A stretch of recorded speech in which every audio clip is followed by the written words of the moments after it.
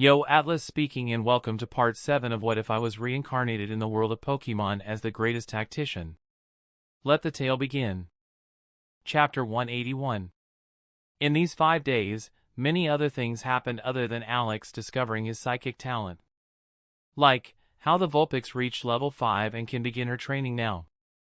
Pokemon, Alolan Vulpix. LV, 5. Type, Ice. Ability, Snow Cloak. Gender, female. Potential, Gold. Moves: Powder Snow, Tail Whip. Innate Talent, Hex. Innate Talent, Howl. Innate Talent, Blizzard. Vulpix was very playful in these 5 days and even played little pranks on other Pokemon. They were just harmless pranks that did not cause any real harm or pain but were only supposed to tease them. Vulpix, for example, pulled a white blanket over her head and disguised herself as a ghost to scare the other Pokemon. Unsurprisingly, no other Pokemon was really scared and even had a playful and affectionate smile on their face. But to keep the Vulpix joyful, they pretended to be scared. She even dared to play a prank on the more threatening-looking Pokemon like Scizor and Crobat. When Scizor and Crobat saw this little ghost, both showed an indifferent expression as they looked in the direction of Vulpix. Vulpix, who did not know that Crobat and Scizor found this appears to be very cute, got scared and immediately ran in the direction of Alex to hide. She saw Alex as her father and started calling him like that since she saw him for the first time after hatching from the egg. Especially after he gave her food and allowed her to sleep on his lap, she immediately began to see Alex as her father. Vulpix also thinks of all other Pokemon as Alex's children, so she started calling them brother and sister. Crobat and Scizor, who were already used to being called Big Brother, showed no particular expression when they first heard Vulpix address them like that. In addition, the Hoenn rookie tournament started 3 days ago, and Steven, without any surprise, passed through the preliminary rounds with ease and made it to the top 8. Today the main fights tournament will take place, and of the 8 strong trainers, only 2 will be left for the final that will take place tomorrow. Steven had no problems in the top 64, 32, and 16 rounds and defeated all of his opponents only with his Lyron alone. Alex didn't watch these rounds and just spent his time training. Now that only 8 participants were left, Alex decided to take the time out of the training to watch it. For a long time, he has not done anything for pure fun and relaxation, so he decided to use it as a rest day. Alex's Pokemon, who had finished today's training, also looked on the big TV screen with an excited expression. Even the Scizor and Crobat didn't want to miss these fights. Alex had to admit that the top 8 of the Hoenn rookie tournament are really strong. Participant 1, Steven. Pokemon, Lyron LV38, Skarmory LV45, Metagross LV48. Participant 2, Wallace. Pokemon, Ludicolo LV41, Gyarados LV43, Milotic LV46. Participant 3, Flannery. Pokemon, Magcargo LV39, Camerupt LV40, Torkoal LV42. Participant 4, Lima. Pokemon, Breloom LV37, Shiftry LV38, Sceptile LV39. Participant 5, Levi. Pokemon, Beautifly LV35, Slaking LV36, Mytina LV38. Participant 6, Amelia. Pokemon, Loudred LV32, Loudred LV33, Exploud LV40. Participant 7, Peter. Pokemon, Sandslash LV30, Kangaskhan LV35, Crawdaunt LV36. Participant 8, Mila. Pokemon, Vivillon LV31, Sylveon LV32, Delphox LV37. The Tournament Tree. Steven V/S Mila. Dash V/S. Lima V/S Amelia. Final V/S. Wallace V/S Peter. Dash V/S. Flannery V/S Levi. Steven and Mila both slowly walked towards the battlefield, and Alex immediately noticed the fan favorite of the audience. Mila, while slowly entering the arena, only received light applause, which was drowned by the loud voice of the applause and screams for Steven. Steven even had a large number of beautiful women spectators shouting his name out loud, showing his immense popularity among women. Alex, who saw something like this for the first time, remembered his rookie tournament appearance and couldn't help but be slightly annoyed. He had lots of fans, but the percentage of women was much smaller than that of Steven. While his fans were made of 20 to 30% female fans, Steven had double the amount female fans, like 50 to 60%. Alex looked at Steven's handsome face and stylish clothes and came to a swift realization. Even in the Pokemon world with more charming people in comparison to Alex's old world, Steven is exceptionally handsome. If that's not enough, Steven is still rich and one of the strongest Pokemon trainers of his generation. It would be more strange if he wasn't popular. Alex thought, annoyed, who needs these bitches? Crobat immediately noticed Alex's mood and began to snicker. But it didn't pass Alex's disturbed mind as he looked at Crobat with sharp eyes and said, "Oh, you think that's funny? Let's see if you can laugh if I let you train for an extra 2 hours today. How about weightlifting? Or perhaps you would like to do something else. What do you think?" "Sounds good to me." Without waiting for the answer to Crobat, Alex said with a bright smile, "I knew you would agree." Crobat got angry immediately and started complaining that this was totally inhuman. Alex ignored Crobat, and Crobat knew from experience that he couldn't get around the extra training. He could try to avoid it, but he knows from experience what Alex would do then. Crobat had no desire to be punished by Alex for 2 weeks because he wants to avoid himself for 2 hours. Vulpix, who was sitting on Alex's lap, heard the conversation and began to look at Alex with a surprised, adoring, and respectful look. Her thoughts were just like this. "Wow! Papa is so cool that even the evil-looking brother has to listen to him." Alex saw Vulpix's adoring expression and started watching the fight with a content smile. Steven used Skarmory and defeated all 3 of Mila's Pokemon with 1 hit.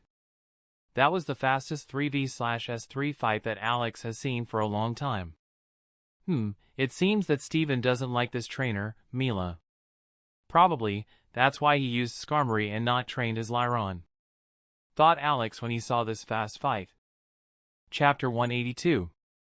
Lima v/S Amelia. Alex found it difficult to watch this fight without a tired expression. He didn't think either of these two would have a chance to win this tournament with such weak Pokemon. Although he managed to win a tournament even though he was not in the top 3, it was due to his talent and luck. Even Alex doesn't think he can win this tournament if he took part in it. He could probably reach 3rd place with such strong trainers like Steven and Wallace. And that is if his luck is good and he doesn't meet them till the semifinals. Alex even had the feeling that this year's rookie tournament could be the strongest rookie tournament for all participants. 2 future champions and 1 future gym leader taking part in the same tournament is really ridiculous. Of course, the participants don't know that, and it doesn't seem as abnormal to everyone else as it does to Alex. Alex, in thought, woke up and saw how the battle of Lima v/S Amelia was over with Lima as the victor. Although he didn't see this fight, it wasn't surprising that the person with the higher number won. Alex read a statistic that showed that 80% of number 1 participants win in rookie tournaments. Number 2 has about a 15% chance of winning, and number 3 has a win rate of about 4.9%. Not precisely 4.9%, but a little more. Only Alex wins the rookie tournament with a number lower than 3, which created this anomaly. Funnily enough, thanks to Alex victorious in a rookie tournament, the win rate for the number 5 participant is not 0% anymore. But the win rate for participant 4 is exact 0%. Since the victory of Alex, the people even started considering the possibility of participants than the top 3 winning the tournament.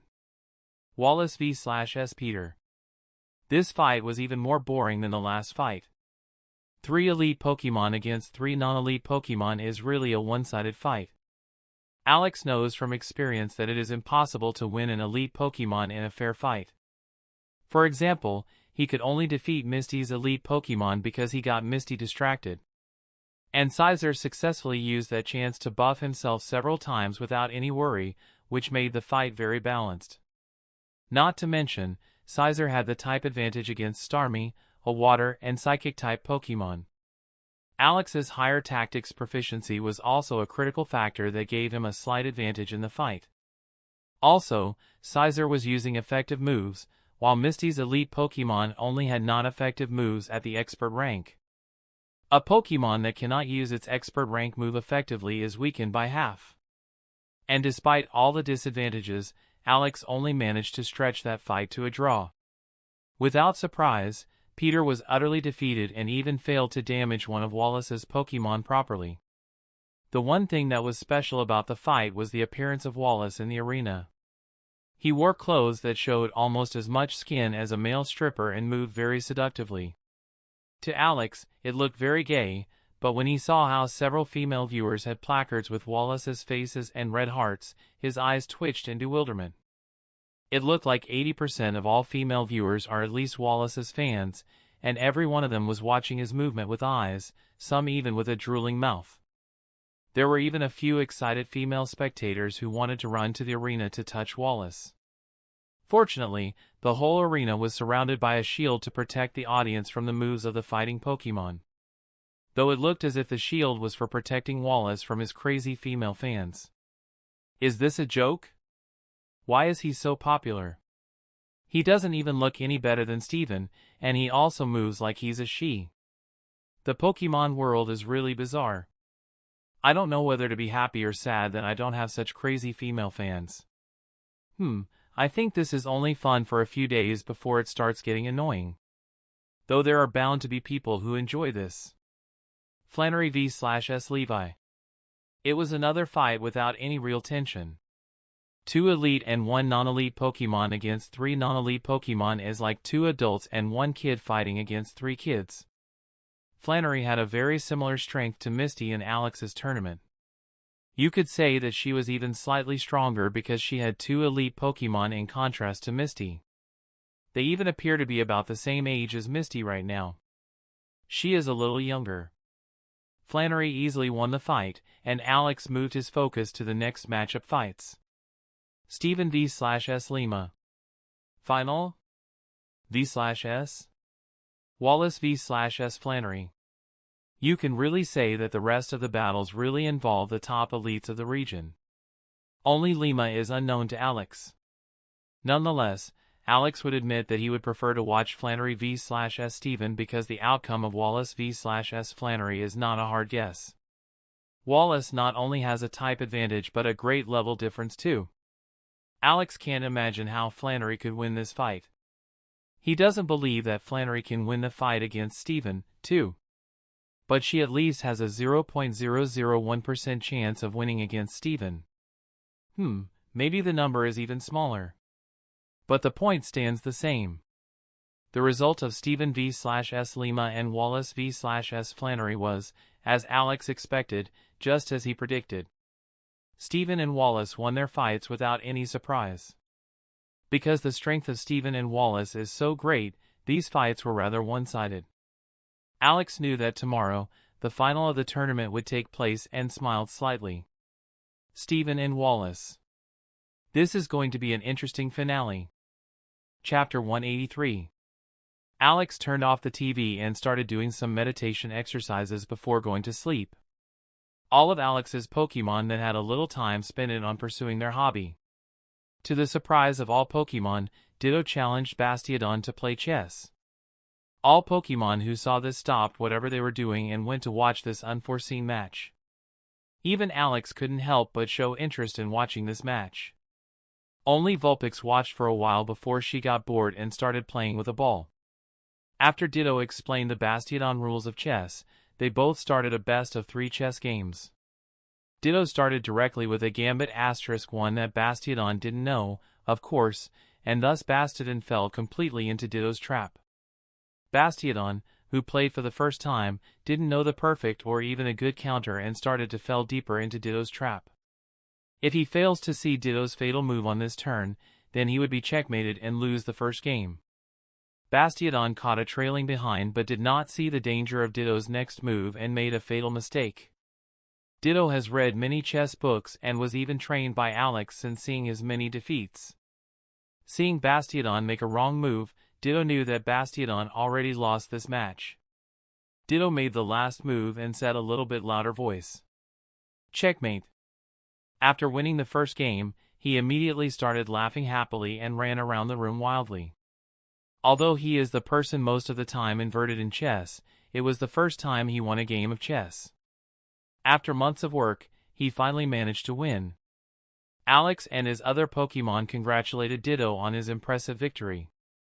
He had improved really well in this time. Even Crobat and Scizor gave praise to Ditto's willpower and victory. Alex had a light smile on his face when he said, "I have an idea. Let's all play a little chess." Although Alex wanted to do a tournament first, he had this idea quickly discarded because of the skill difference between his Pokemon being too vast. Alex and Gardevoir are clearly the best chess players and would easily dominate the tournament. So Alex planned for relatively balanced matches with similar skills, which will make them more interesting. Best of 3. Alex v/S Gardevoir. Scizor v/S Crobat. Ditto v/S EV, rematch. Bastiodon v/S Combusken. Because Vulpix wasn't interested in chess, Alex didn't have to worry too much about looking for an opponent for her. Bastiodon v/S Combusken was played first. Bastiodon and Combusken only learned the rules today, so Alex thought it was a good matchup. The first match was very tense because both of them often made big mistakes which led to losing many valuable pieces on both sides. In the end, Bastiodon narrowly won the first game. But it looked like it had a lot to do with luck.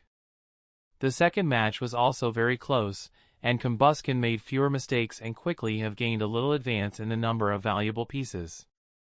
In the end, she won against Bastiodon in contradiction to the previous match. In the third match, Alex immediately noticed who was the smarter one of the bunch. Combusken started making very few big mistakes from the beginning. And with that, she could quickly play an advantage. In the end, Combusken won relatively easily. Ditto v/S EV rematch was surprisingly a clear-cut 2-0 win. In the first match, Ditto used a different gambit that he hadn't shown before and succeeded in taking EV's rook by losing only one pawn. That was a huge advantage that Ditto kept until the end of the game. The second match was also a clear victory for Ditto, who used the same gambit as in round 1. But because EV hadn't found a good answer in the first round, she lost another important figure.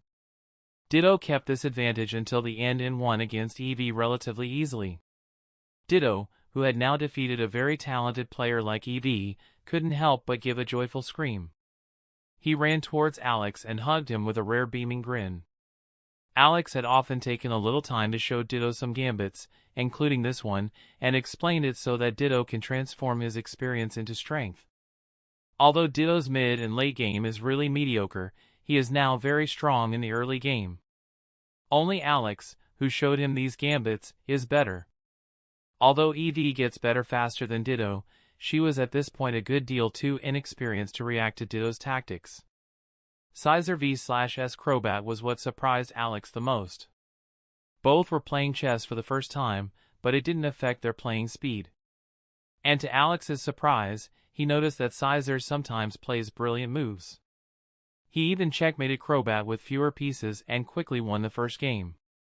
The second game was even one-sided. Scizor hardly made any mistakes and started to play lots of smart and aggressive moves. Even though he made some strange moves, he easily won the game. Scizor smiled as he said, "Don't be sad. It's normal that the one with the most intellect is better." Crobat showed a peculiar expression when he said, "Shut up. Do you think you smart just because you won a game? Haha, you have a good sense of humor, grill tongs." Scizor didn't get angry and just replied with a smirk, "Oh, then it must be a coincidence that Alex and Gardevoir are the best chess players. If the truth makes you unhappy, just keep it to yourself." Alex quickly separated these two Pokemon and sat across Gardevoir for their match. He knows that his strength is that he has a lot more experience than Gardevoir. But the Gardevoir often plays some brilliant moves that he can never imagine. Alex was a good chess player but not one that was particularly good. He was good at trickery and making others fall for traps, but that was his only strength. Fortunately, chess is not very popular in this Pokemon world, so Alex's world has a higher skill in chess. The first match was a controlled slugfest. Alex tried to play a gambit that Gardevoir didn't know. But Gardevoir could see the danger almost immediately and didn't fall into Alex's trap.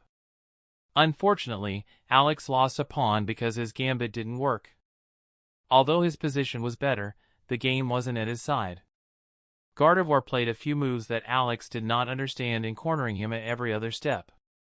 Gardevoir defeated Alex narrowly but with calculated moves. At the second match, Alex even tried to talk to Gardevoir to distract her. But with a high level of intelligence, she could easily play chess and talk to Alex simultaneously. Alex naturally played a different tactic on which you have to answer perfectly, or Gardevoir would have a big disadvantage. But if Gardevoir played this move perfectly, he would lose the game almost immediately. Gardevoir didn't even need 20 seconds to find this perfect counter and made it almost impossible for Alex to win. Alex gave up with a helpless expression. After a few seconds, he looked at Gardevoir and said, "Congratulations, Gardevoir. You played really well." Gardevoir smiled happily and said, "Thank you, father. You, too. That was really fun. Let's play again when we have time." When Alex was about to reply, he heard the ringtone of his TRH device. Someone had called him. He made an apologetic expression and said, "Sorry, I gotta go and take this call." But when he saw the number, he couldn't help but show a serious expression. "Lisa?" Chapter 184. Alex picked up the call and waited eagerly for what Lisa wanted to say. "Hey, Alex. Hello, Executive Lisa. What can I do for you?" Lisa spoke with her usual playful tone. "Oh, why so polite? Are we good friends, Alex? There's no reason to be formal with me." Alex wanted to say, "Yes, you are a good friend if one can ignore a particular hobby of yours." But because he didn't want to annoy Lisa, he simply said, "Executive Lisa is correct. We have known each other for a long time and I would describe our cooperation as very positive." Lisa and Alex both knew that with his rapid progress, it wouldn't be long before Alex becomes an executive himself. Both wanted to keep a good relationship with each other. That's why Lisa doesn't treat him like a subordinate, and he treats her with the same respect. It is advantageous for both of them to have an executive as a friend, even if it is only a superficial relationship. Lisa suddenly stopped her frivolous tone and said, "Anyway, Alex. The reason I called you today is because of the task given to me by the boss. I called to inform you that boss wants to see you in 2 weeks. Come to me in exactly 2 weeks, and I'll bring you to him. And don't forget to enter the Team Rocket base with your fake face and ID. Executive Lisa, do you happen to know why he wants to see me?" Lisa started laughing when she said, "Haha, trying to get free info right away, huh? But what do I get in return if I tell you?" "That will depend on the usefulness of the info." Alex, what a smart boy you are. Although the info is hard to come by but is not really useful either because the boss will tell you himself anyway." In reply, Alex just stayed silent. Barely 2 seconds had passed when Lisa continued. "Boo-woot, since we're friends, let me help you out this time. Executive Lisa, if the information is too valuable, I don't want to know. I can also wait 2 weeks. Alex, oh Alex. You worry unnecessarily. I don't want anything for this info. See it as a gift from a friend." Alex thought for a moment and said, "If the info proves useful to me, I'll make it up to you, executing Lisa." Lisa smiled and said, "All right. The boss is very happy with this year of rookies, so he is going to give a special position to the strongest rookie of this year. I don't know which position that is myself, but it should be pretty good." Alex was briefly confused by Lisa's testimony. Marco won this year, didn't he? So, shouldn't he receive that position? Or am I wrong? Yes, that's true, and he got his reward for it. But it's a new position created by the boss, and he wants to do another test. And it's not just about strength this time. I also want to tell you how lucky you are. This is the first time I've heard that boss wants to give the rookies such a chance. I think it only happens because this year, so many strong rookies appeared at once, and he wants to have a young trainer for his special position. But these are just my assumptions. You will know more in 2 weeks. Alex asked collectedly. Executive Lisa, do you know who's taking this test? A smile sneaked back on Lisa's lips as she said, I only know that you and Maria are participating. But since Maria is participating, Marco and Janine are very likely to participate too. Alex felt that he really didn't have a good chance of winning the position. According to his information, he knows that Janine and Marco were elite trainers even before the start of the Kanto Rookie Tournament. Now, after months of training for a long time, he didn't think that they weren't a good piece of stronger than him. Although Alex often fights against trainers with a level disadvantage, the level gap must not be too great. Or else he will be completely destroyed, like in his fight against Steven's Metagross.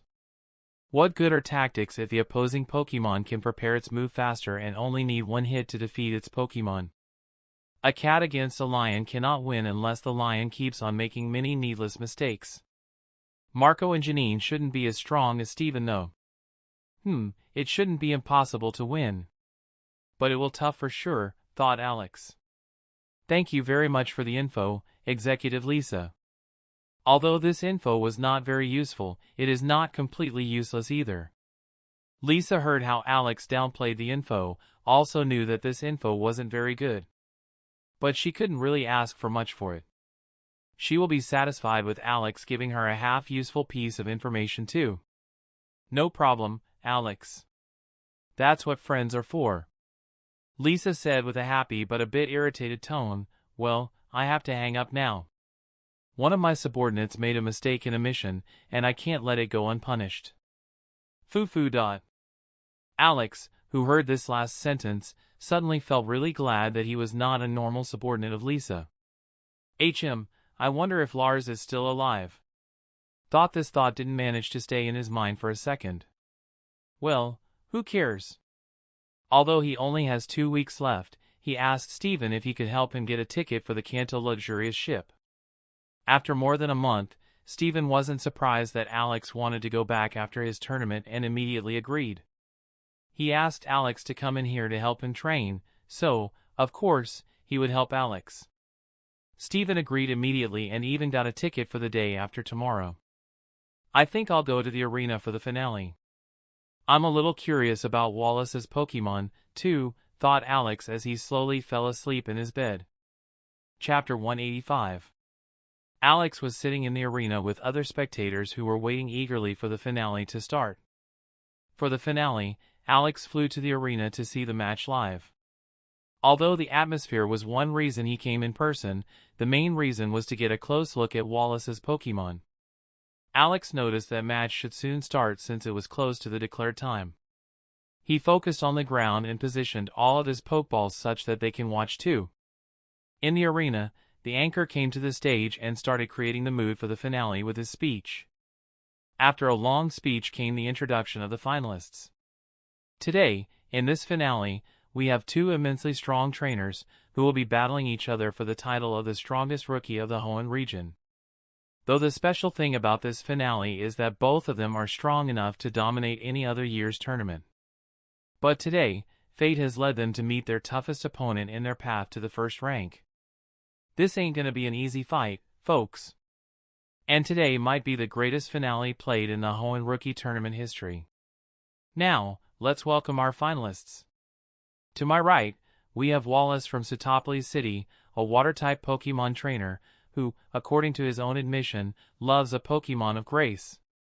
He is also the direct apprentice of Gym Leader Hoenn and has learned from him for years. Let's give this outstanding trainer a warm welcome. Wallace came to the arena with a stylish suit that seemed unique and his trademark confident and elegant smile. 80% of all female viewers started screaming wildly when they saw Wallace. He looked at the anchor and signaled him to come near him. The anchor had a confused expression but walked in front of Wallace. Wallace immediately snatched the microphone from the anchor's hand and began to speak with a confident expression. I'm Wallace, and I represent beauty as well as intelligence. This tournament is just a springboard for me to promote my competitions. I and some influential people are going to be hosting a Pokemon competition that has never been seen before. This competition will be called Pokemon Contest and is a competition that will focus on beauty, elegance, and strength.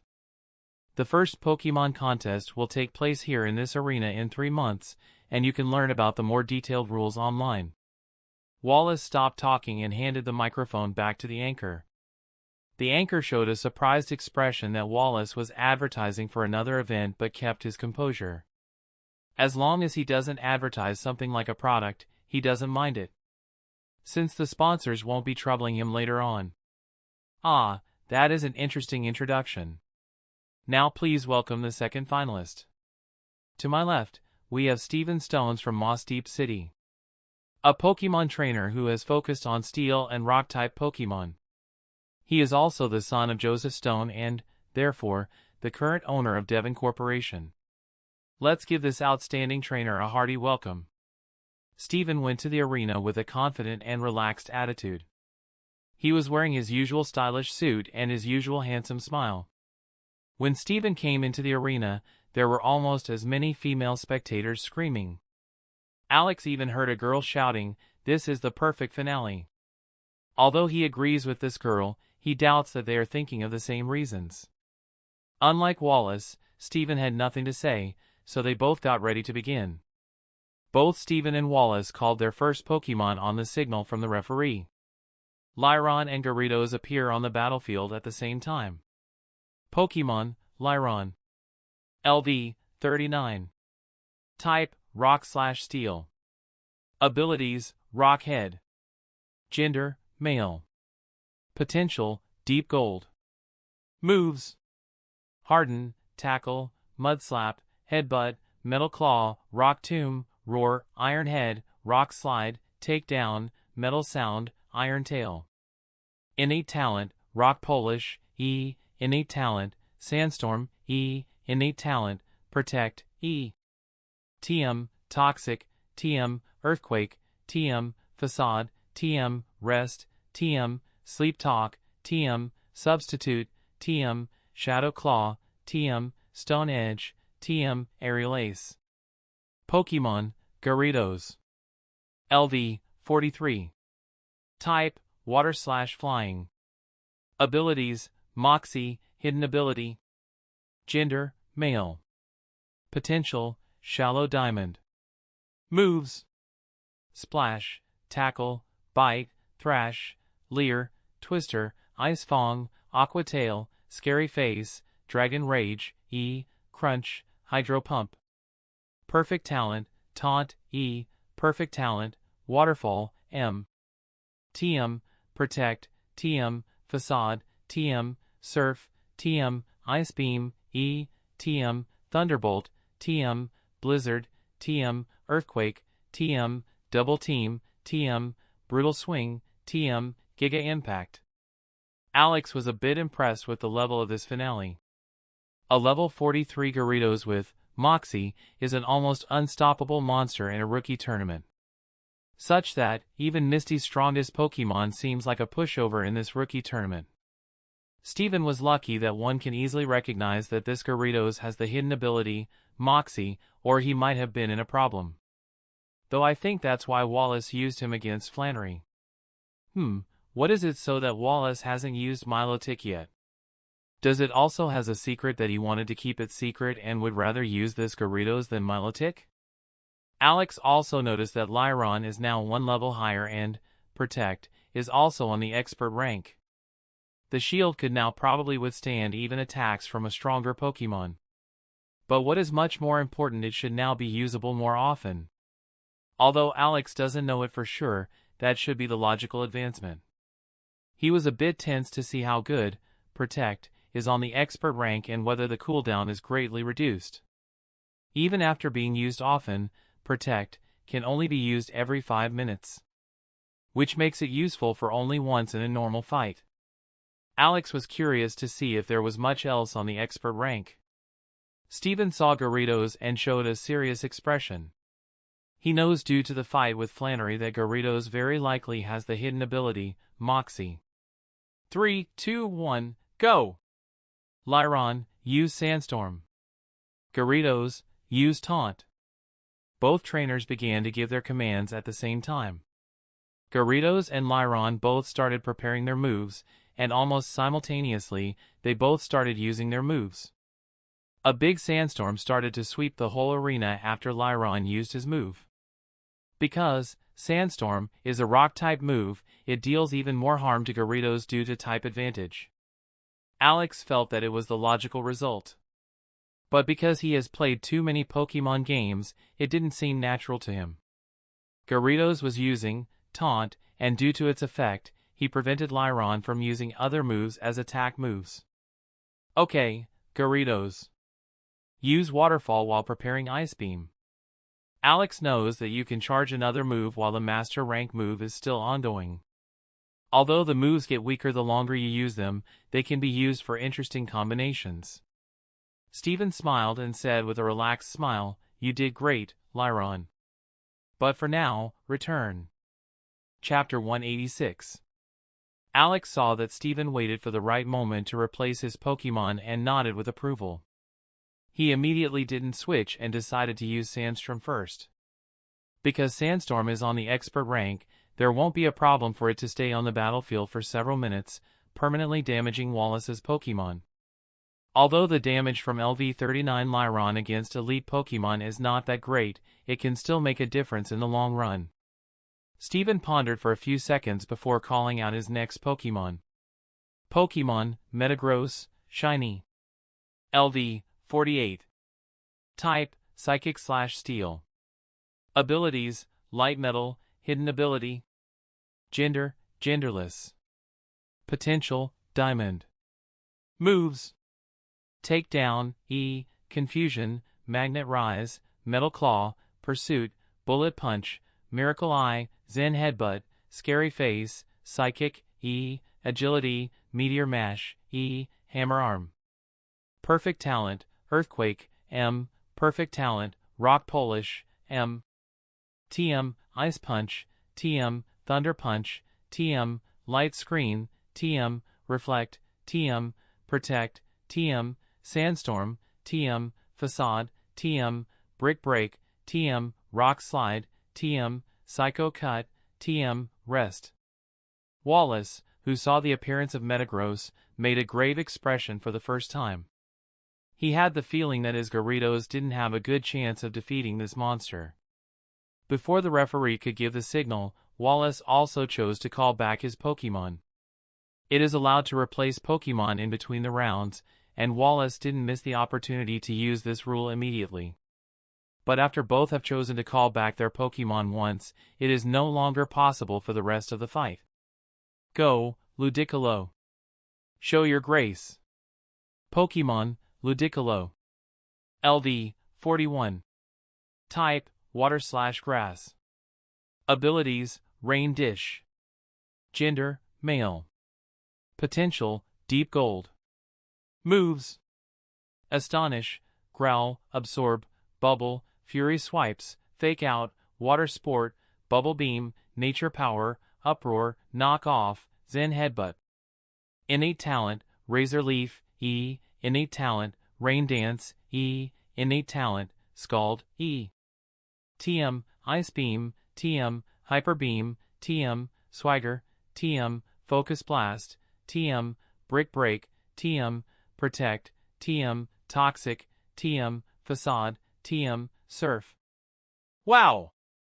It's really impressive that both trainers have such a good response time. Even without knowing the exact information from their opponents, they judge the difficulty in such a small window of time. Quite astute, thought Alex when he saw this exchange. He could see at a glance what Wallace was going to do, and he had to say that he was a little impressed. Wallace has a genuine talent to justify his arrogance. 3, 2, 1, whistle. Ludicolo, begin with Rain Dance. Metagross, use Rock Polish while also preparing Light Screen. Alex, who has planned similar future tactics with Sizer, saw for the first time how effective it is to reinforce your Pokemon without disadvantage. He also knows from experience that Metagross is already faster anyway due to the ability of Light Metal. And with its Rock Polish on Master rank, it can build up a ridiculous speed. Once Metagross uses Rock Polish, it can go as fast as Crobat. Although Crobat is only level 43, its speed is not to be underestimated. Wallace is really in a dangerous position.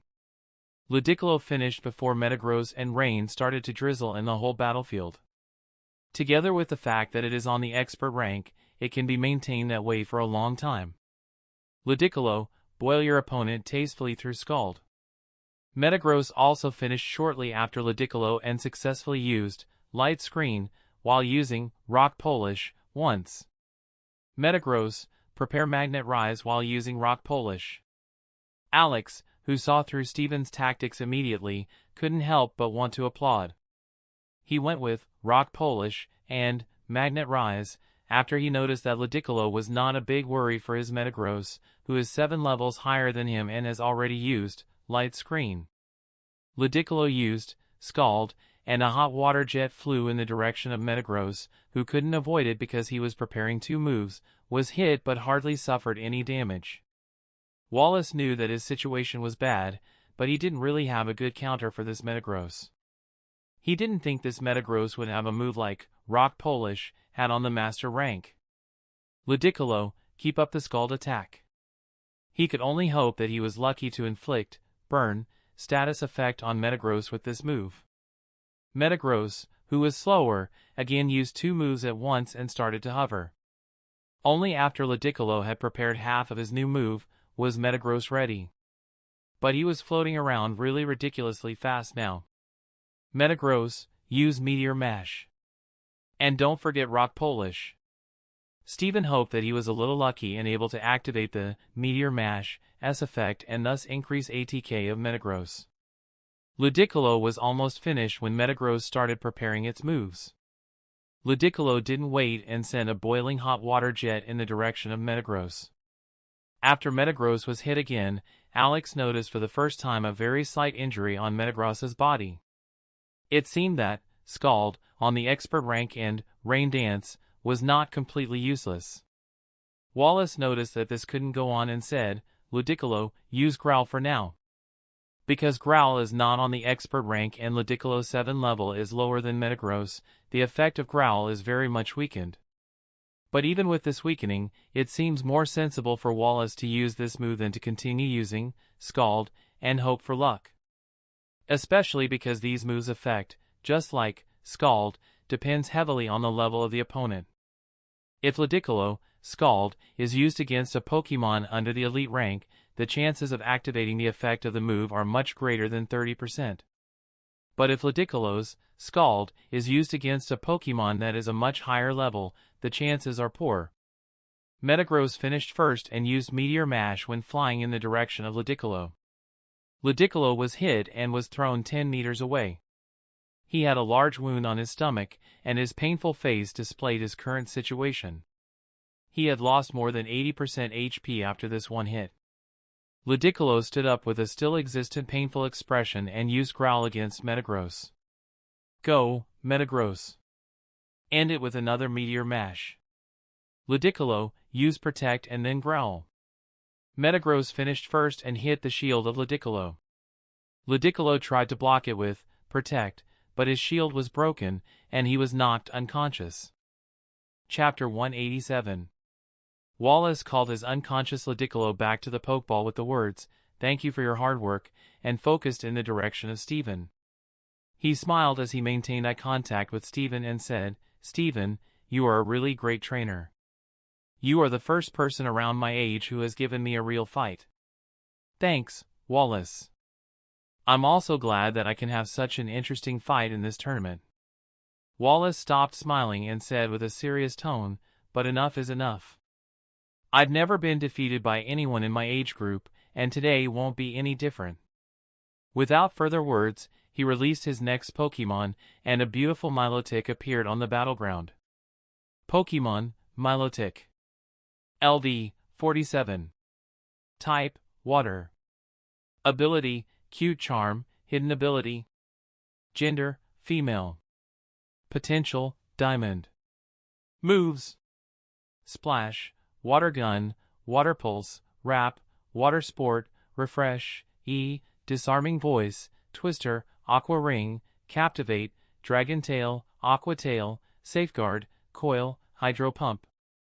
Perfect Talent, Attract, Perfect Talent, Recover, TM, Protect, TM, Toxic, TM, Facade, TM, Surf, TM, Waterfall, TM, Bulldoze, TM, Psych Up, TM, Giga Impact, TM, Brutal Swing, TM, Light Screen, TM, Ice Beam.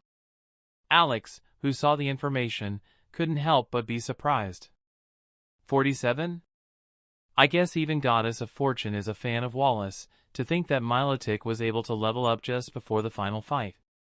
Although a level may not seem that much, it is a big leap in strength in the elite rank. Unfortunately, the Perfect Talent move Attract and the Cute Charm ability is completely useless against Metagross. Much of Milotic's strength cannot really be used against Metagross, which is a huge disadvantage. Metagross, who is a Pokemon with no gender, is not someone who can be affected by a Pokemon's appearance. It is easier to impress a Pokemon of the same gender than a Pokemon of no gender, such as Metagross. The tagline Fall in Love has a term and condition that they shouldn't be genderless Pokemon like Metagross. 3, 2, 1, Whistle. Milotic, use Psych Up. Metagross, use Earthquake while going in front of Milotic. Although Steven can also choose to combine other moves with Earthquake, the charging period will be less if he doesn't do that. In addition, the move itself is a bit stronger by itself. Together with the bonus damage from the Master rank and Milotic being very close to the origin point, it should be able to deal a ridiculous amount of damage.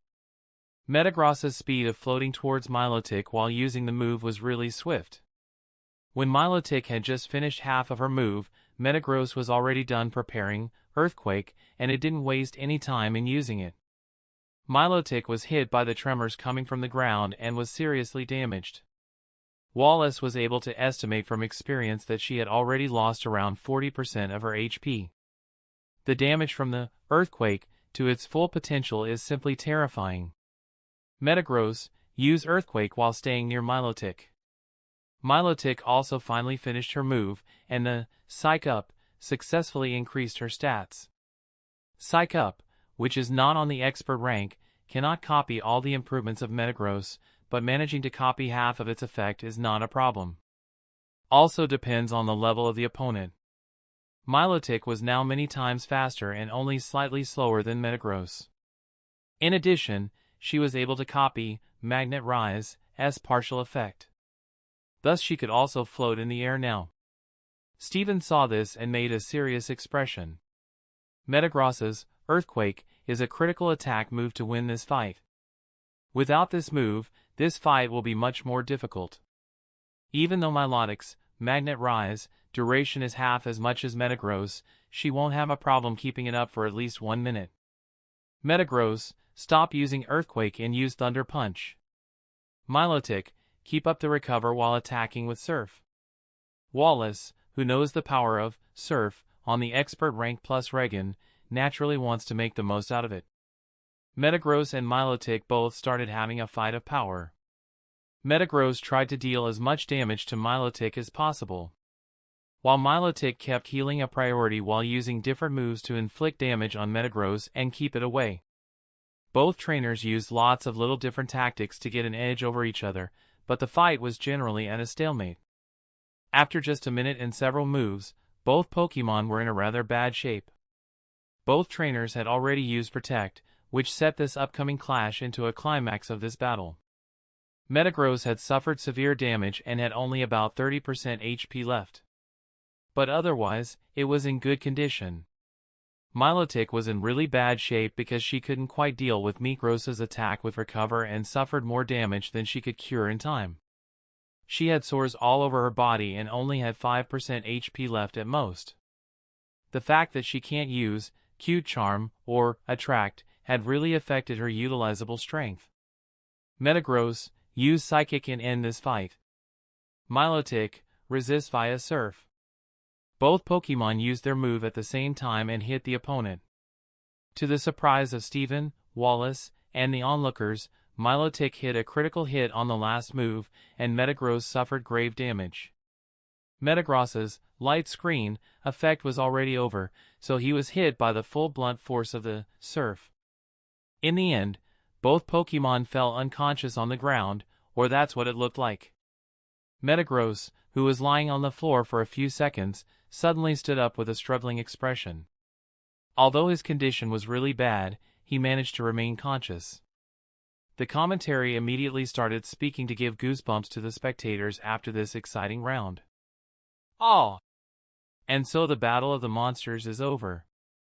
Metagross, the steel giant, is the winner of this round and has already defeated 2 of Wallace's Pokemon. An unbelievable fight, as we can see here. Will Wallace make a comeback, or will Steven make a clean sweep of Wallace's party? Stay tuned to see. While Alex had thoughts like, what kind of monsters are these? Especially Metagross, who has already defeated 2 Pokemon alone. Not to mention, one of them was the strongest Pokemon of Wallace. But I think Wallace is happy that Metagross can barely fight. Now it is time for Wallace's Gyarados to shine. Chapter 188. Wallace saw his second Pokemon being defeated by Steven and couldn't help but think of this one thing. Should I have trained more for this tournament? Because Wallace has never met a trainer, similar age, stronger than him, he was very confident about winning this tournament. He never imagined that it was possible for him to lose. In the preparation month before the tournament, he didn't really train a lot and was more concerned with his new project. Since he was stronger than the previous 10 winners of this tournament, he didn't think that it was a problem if he briefly neglected the training of his Pokemon. Is it impossible to be the strongest trainer and the best coordinator at the same time? No, I will not lose sight of my goal. It may be impossible for a normal person, but it shouldn't be impossible for me. I only need to find a better balance between both. Without a moment's hesitation, he took the Pokeball of Gyarados and threw it high in the sky. Gyarados appear on the field with a loud battle cry. Pokemon, Gyarados. LV, 43. Type, Water/Flying. Ability, Moxie, Hidden Ability. Gender, Male. Potential, Shallow Diamond. Moves: Splash, Tackle, Bite, Thrash, Leer, Twister, Ice Fang, Aqua Tail, Scary Face, Dragon Rage, E, Crunch, Hydro Pumps. Perfect Talent, Taunt, E, Perfect Talent, Waterfall, M. TM, Protect, TM, Facade, TM, Surf, TM, Ice Beam, E, TM, Thunderbolt, TM, Blizzard, TM, Earthquake, TM, Double Team, TM, Brutal Swing, TM, Giga Impact. Although Wallace knows that his chance was rather slim, he didn't want to give up yet. If he was going to lose, he wanted to at least be able to proudly lose after giving everything in the battle. 3, 2, 1, Whistle. Gyarados, use Waterfall. Metagross, use Psychic while staying away from Gyarados. Steven wanted to make full use of Metagross's current great speed advantage against a Pokemon like Gyarados that only has melee attacks and no expert rank AoE move. Gyarados successfully used Waterfall. And in the next second, his entire body got covered in water as he flew towards Metagross at a breakneck pace. Moves like Waterfall and Giga Impact are special melee moves because they allow the Pokemon to execute a charge and, depending on the mastery, build up a faster speed. Although Gyarados was 20 meters away and Metagross tried to increase the distance, the result was the opposite. Metagross finished preparing Psychic while running and hit Gyarados, who was only 5 meters away from Metagross. Gyarados located the damaged spot on his body and rammed into Metagross there, who was thrown 5 meters away because of it.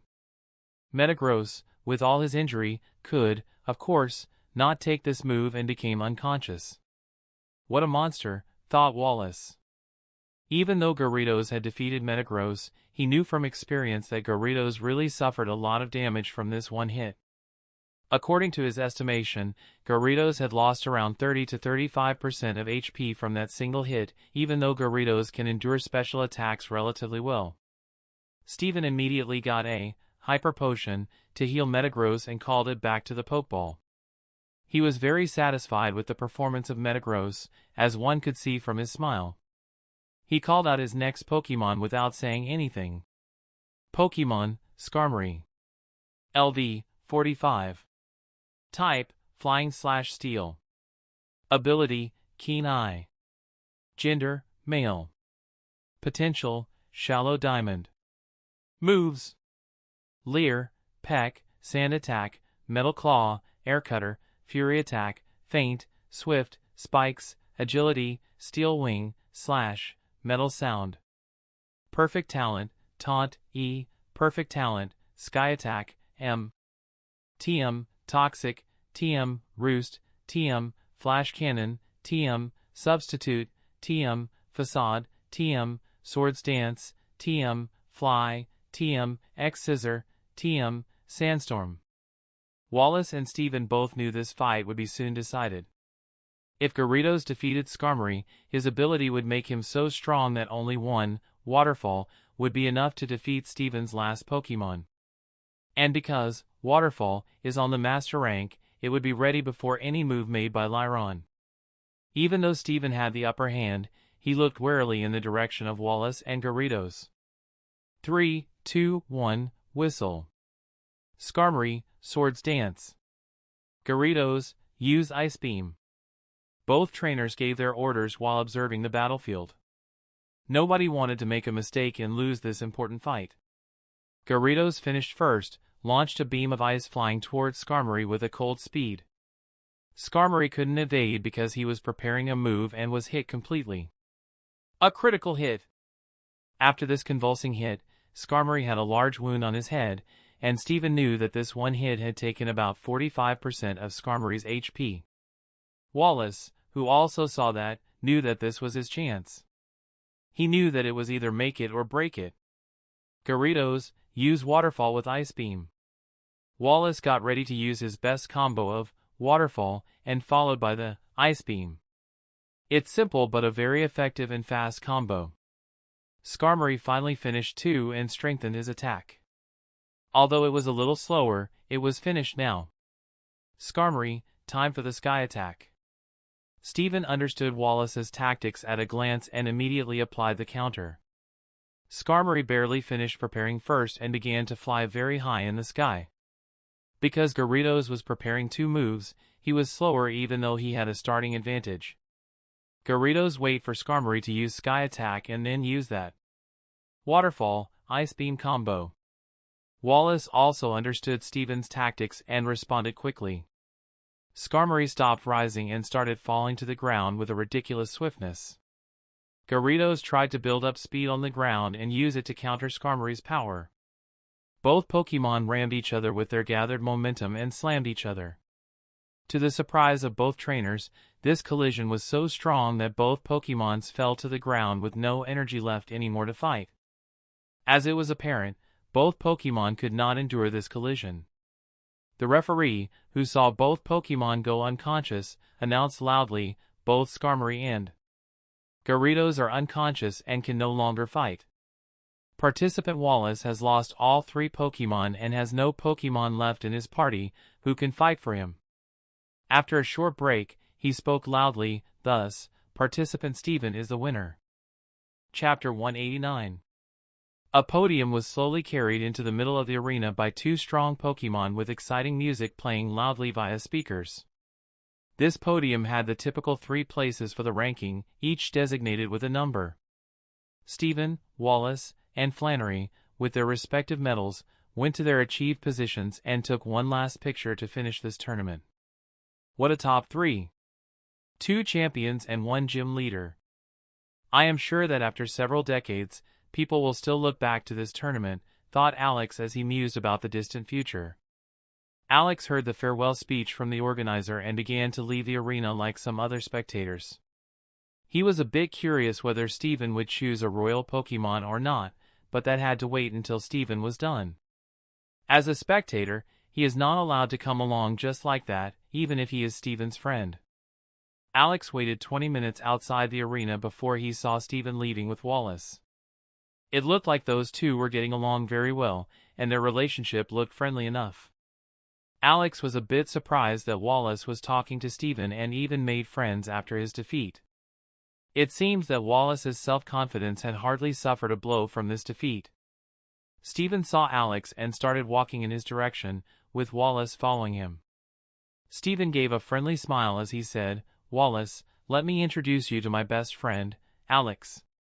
He's the winner of this year's Kanto Rookie Tournament and also the person I trained with for this tournament." Wallace gave a polite smile when he said, "Hi Alex, nice to meet you. Steven has already told me a little about you." "Is that so? Hope that they were all the good things."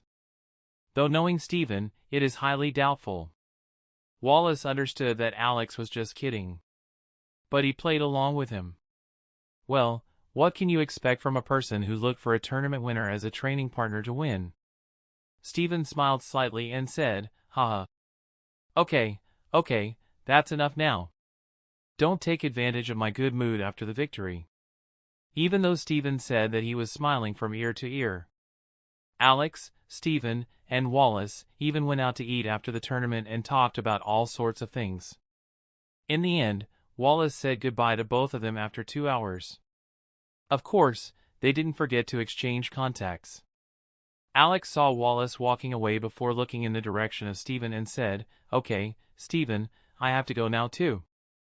I have to get the ship tomorrow morning." Steven looked in the direction of Alex and said sincerely, "Alex, thank you again for your help. If you have time again, you can come by any time." "Haha.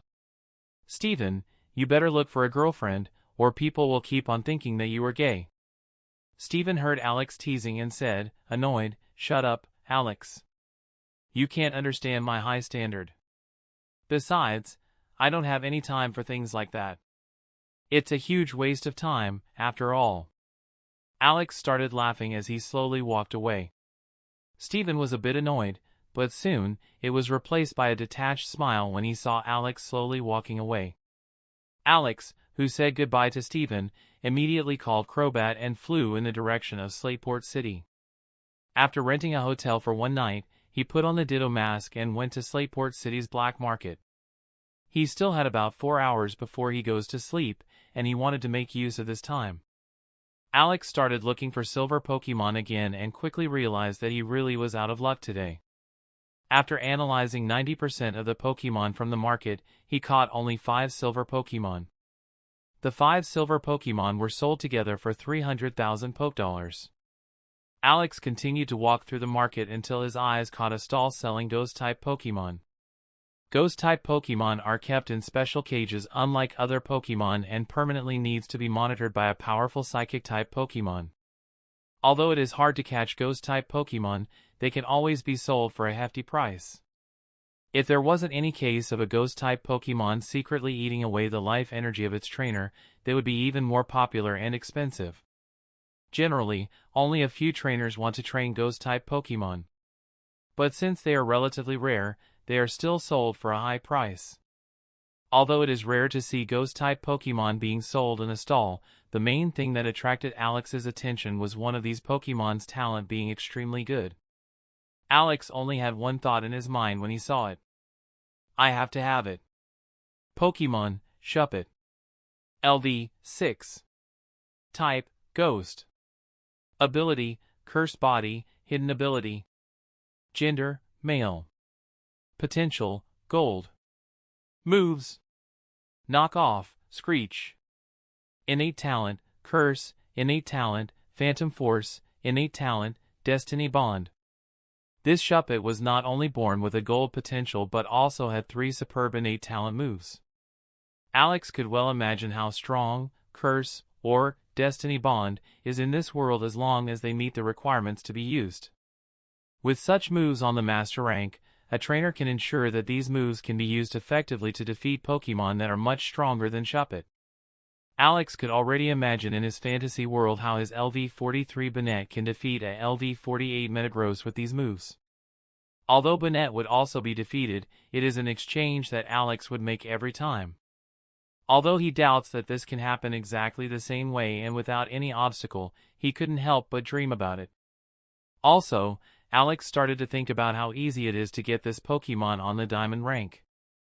A Pokemon born on the Gold rank should almost certainly get on the shallow Diamond rank after its evolution if Alex does it right.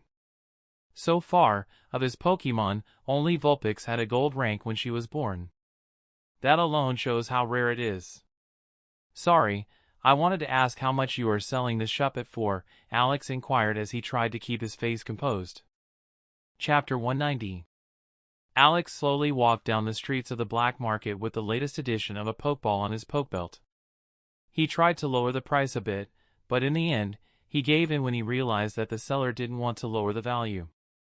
So, he naturally paid 40,000 Pokedollars and made a complete loss, according to most people who saw it. Ordinarily, an unpopular Ghost-type Pokemon like Shuppet wouldn't be sold for more than 10,000 Pokedollars, so one would say that the seller screwed over Alex. But for Alex, who bought a gold Pokemon for that price, it was only a matter of how much benefit he can take off. Sure, he wants to save more money, but there is no reason to risk the Pokemon. Only greedy people would do something like negotiating heavily with such a stubborn seller. Inside a hotel room in Slateport City, Alex and his other Pokemon were sitting in a circle. All Pokemon looked at Alex's hand holding Shuppet's Pokeball. Alex looked briefly at Gardevoir before opening up Shuppet's Pokeball. Shuppet appeared with curious eyes when it came out of the Pokeball. Alex smiled as he said, "Hello, Shuppet. I'm sure you're very confused, but no need to worry. I assure you that you will be treated well, and you will find a family among us." Shuppet stared at Alex while he was speaking and started flying in the direction of Alex as soon as he finished his words. Alex saw how his other Pokemon got nervous. He only showed a relaxed smile and started to look at Shuppet. Shuppet made a cute grin and said, "Hug dot." Alex showed a surprised expression and then had a warm smile. Then without hesitation, he gave a bear hug to this cute Pokemon. A Ghost-type Pokemon that likes hugs? Ha ha ha. And I caught some people talking about how all Ghost-type Pokemon are evil, thought Alex with a smile. He was not afraid that the Shuppet was secretly stealing his life energy because he and Gardevoir can perceive it with their psychic powers. That was one of the reasons why Alex was ready to add a Ghost-type Pokemon to his team. Shuppet looked happy and started going to all the other Pokemon, asking for a hug. Because he had no arms, the other Pokemon had to embrace to make it possible. All Pokemon, even Crobat and Scizor, hugged this cute one when he asked them, as he was accepted by everyone almost immediately. Then he started playing with Vulpix, who asked him first. Both Pokemon began playing with a ball the next minute.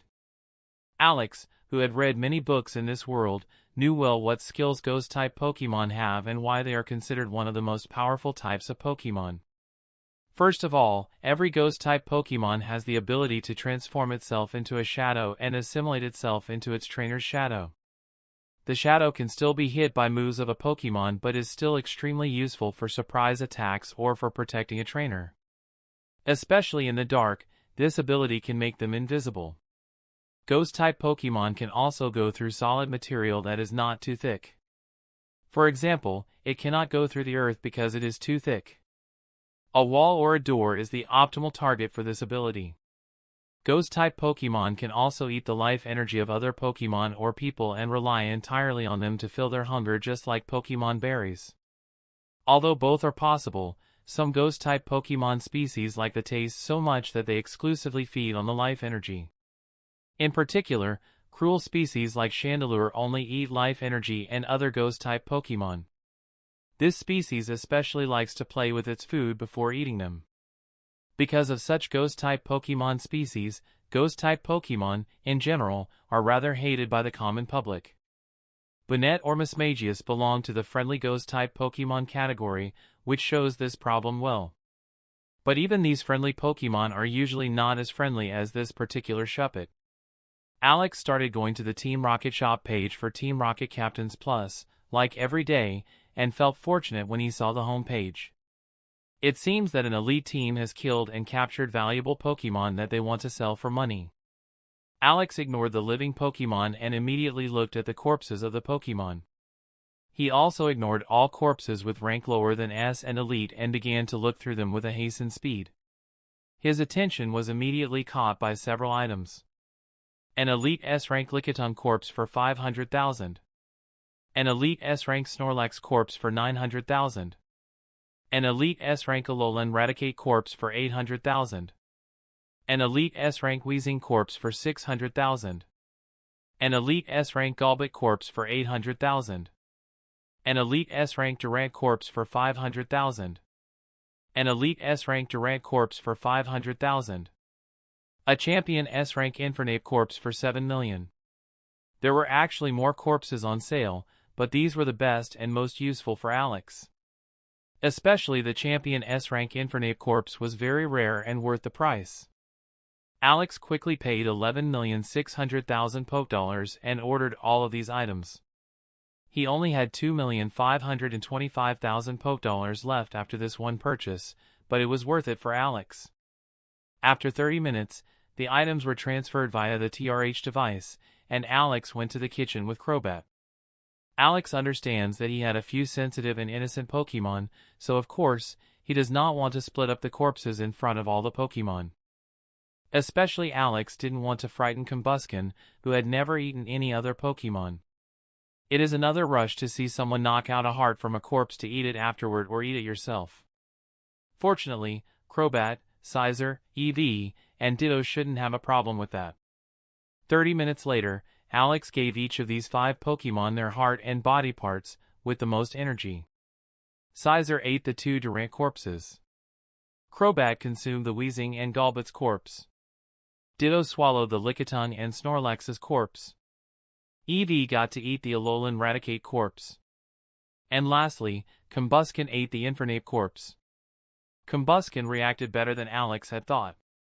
Alex saw how all the Pokemon had digested the food and began looking at their information with a tense face. Pokemon, Crobat. LV, 43. Type, Poison/Flying. Ability, Inner Focus. Gender, Male. Potential, Deep Gold. Moves: Absorb, Supersonic, Astonish, Bite, Wing Attack, Confuse Ray, Swift, Haze, Leech Life, Mean Look, Venoshock. Innate Talent, Shadow Ball, E. Innate Talent, Fly, E. Innate Talent, Cross Poison, E.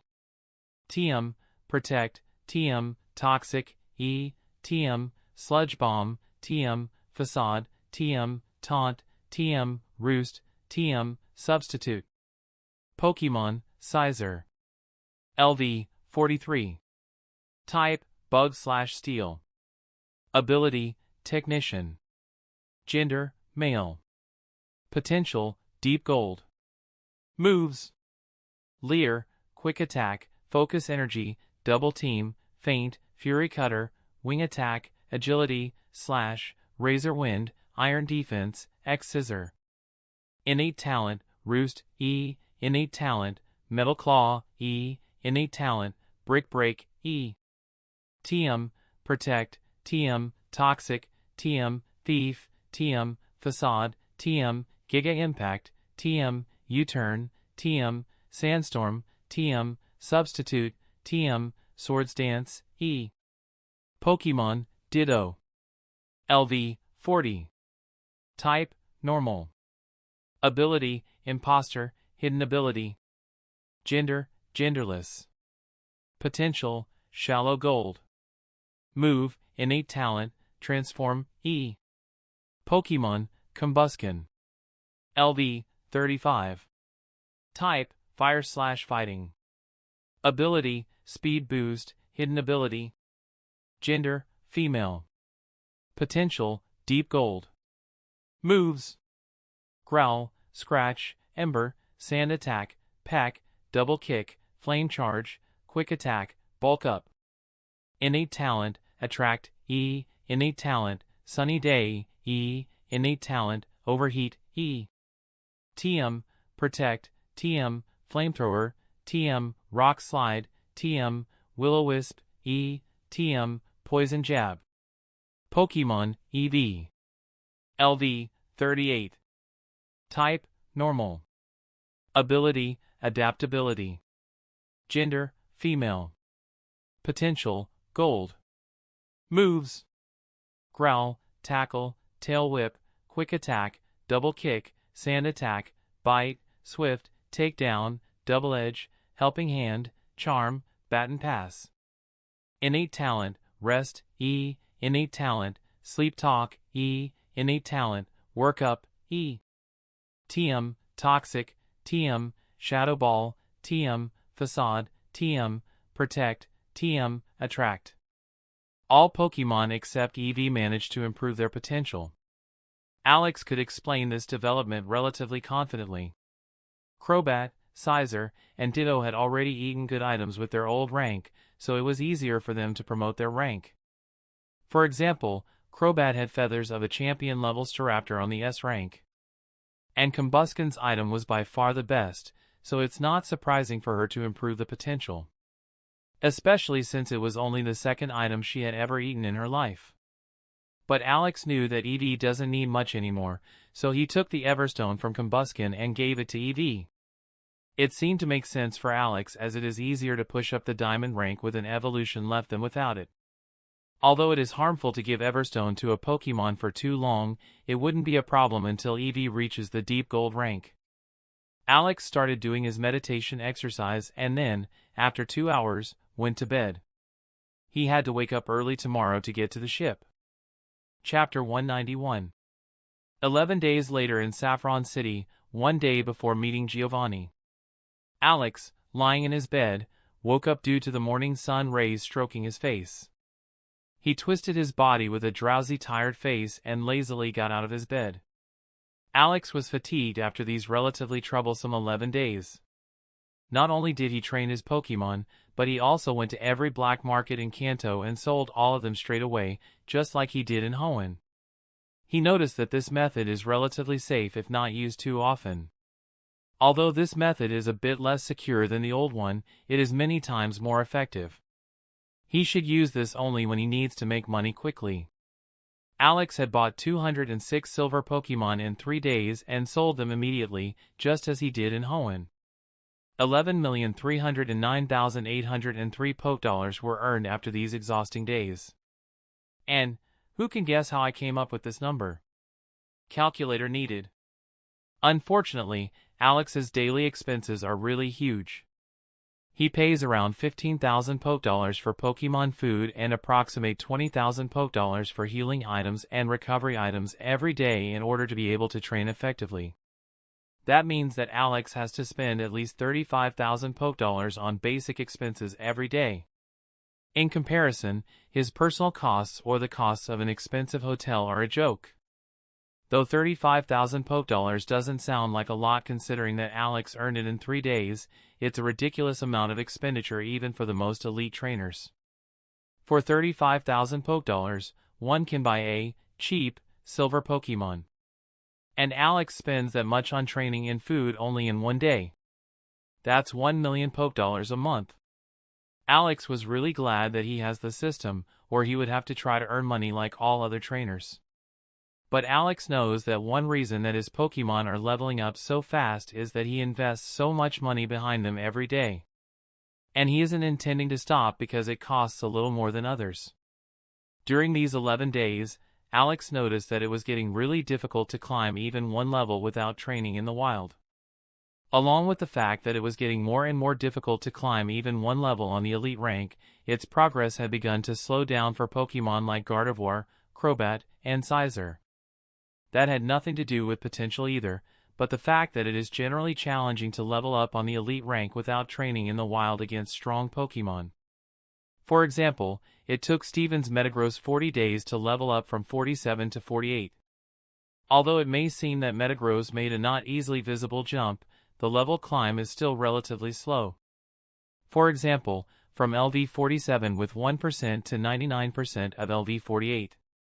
Simply put, although Alex considers the progress slow, he knows that many elite trainers need years for a few level ups because of their Pokemon's poor potential, making it increasingly difficult for them. How Ditto slowly started leveling at level 35. Before LV35, it had managed not to be easily overtaken by Gardevoir even with its silver potential. But as soon as it reached level 35, its leveling speed started to get slower and slower with each level up. According to Alex's estimation, the Deep Gold will start to slow down after reaching LV55 or LV50 at the earliest. So it won't be a problem for a while. Maybe only poor Ditto will suffer from this problem if Alex can't find a legendary item for Ditto. To explain the leveling up problem in simpler terms, there are two reasons why Pokemon start leveling more slowly. Reason number one is that after each level, it becomes more difficult to reach the next level since one will need a greater amount of EXP. Reason number two that the potential of the Pokemon has reached the soft limit, and it is now leveling slower than other Pokemon on the same level. The reason number one cannot be prevented, but the reason number two can be as long as the soft cap is kept on being increased. Alex's Pokemon current status. Pokemon, Crobat. LV, 43. Type, Poison/Flying.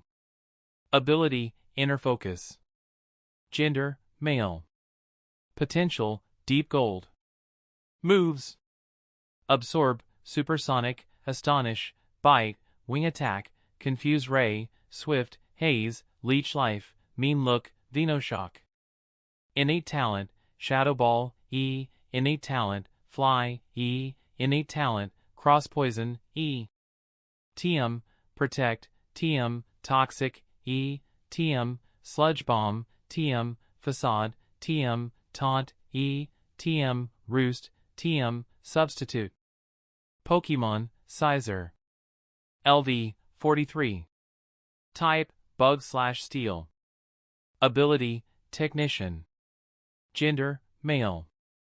Potential, Deep Gold. Moves. Leer, Quick Attack, Focus Energy, Double Team, Feint, Fury Cutter, Wing Attack, Agility, E, Slash, Razor Wind, Iron Defense, X Scissor. Innate Talent, Roost, E, Innate Talent, Metal Claw, E, Innate Talent, Brick Break, E. TM, Protect, TM, Toxic, TM, Thief, TM, Facade, TM, Giga Impact, TM, U-Turn, TM, Sandstorm, TM, Substitute, TM, Swords Dance, E. Pokemon, Gardevoir. LV, 43. Type, Psychic/Fairy. Ability, Telepathy, Hidden Ability. Gender, Female. Potential, Deep Gold. Moves. Growl, Confusion, Double Team, Teleport, E, Disarming Voice, Lucky Chant, Magical Leaf, Heal Pulse, Draining Kiss, Psychic, E, Imprison, Future Sight. Innate Talent, Disable, E, Innate Talent, Calm Mind, E, Innate Talent, Dazzling Gleam, E. TM, Protect, TM, Shadow Ball, TM, Will-O-Wisp, TM, Thunderbolt, TM, Thunder Wave, TM, Helping Hand, TM, Focus Blast. Pokemon, Ditto. LV, 41. Type, Normal. Ability, Imposter, Hidden Ability. Gender, Genderless. Potential, Shallow Gold. Move, Innate Talent, Transform, E. Pokemon, Bastiodon. LV, 41. Type, Rock/Steel. Ability, Sturdy. Gender, Male. Potential, Deep Gold. Moves. Protect, Tackle, Metal Sound, Takedown, Iron Defense, Swagger, Ancient Power, Block, Endure. Innate Talent, Rock Polish, E, Innate Talent, Sleep Talk, E, Innate Talent, Flamethrower, E.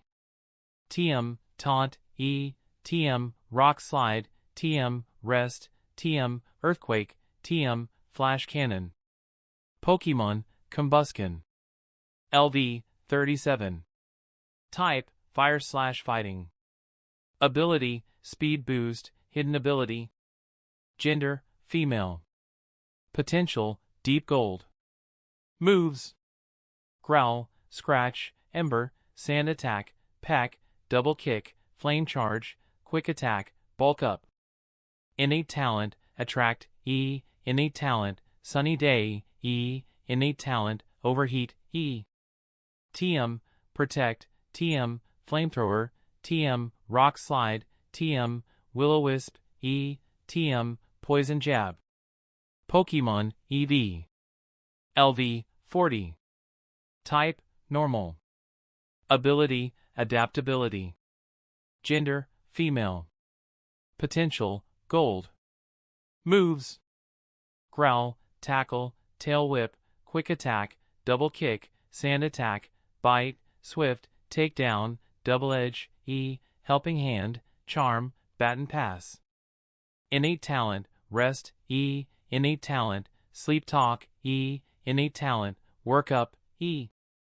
TM, Toxic, TM, Shadow Ball, TM, Facade, TM, Protect, TM, Attract. Pokemon, Alolan Vulpix. LV, 17. Type, Ice. Ability, Snow Cloak. Gender, Female. Potential, Gold. Moves: Powder Snow, Tail Whip, Roar, Baby Doll Eyes, Ice Shard, Confuse Ray, Icy Wind. Innate Talent, Hex, Innate Talent, Howl, E. Innate Talent, Blizzard. Pokemon, Shuppet. LV, 17. Type, Ghost. Ability, Curse Body, Hidden Ability. Gender, Male. Potential, Gold. Moves: Knock Off, Screech, Nightshade, Spite, Shadow Sneak, Will-O-Wisp. Innate Talent, Curse, Innate Talent, Phantom Force, E. Innate Talent, Destiny Bond. Although Crobat, Scizor, Ditto, and Bastiodon have all gone up a level, Crobat and Scizor only did so yesterday, so it can't really be compared. Alex was sure that Gardevoir was about to level up and wouldn't need much more to get to level 44. Compared to the Pokemon on the elite rank, Eevee and Combusken have progressed faster.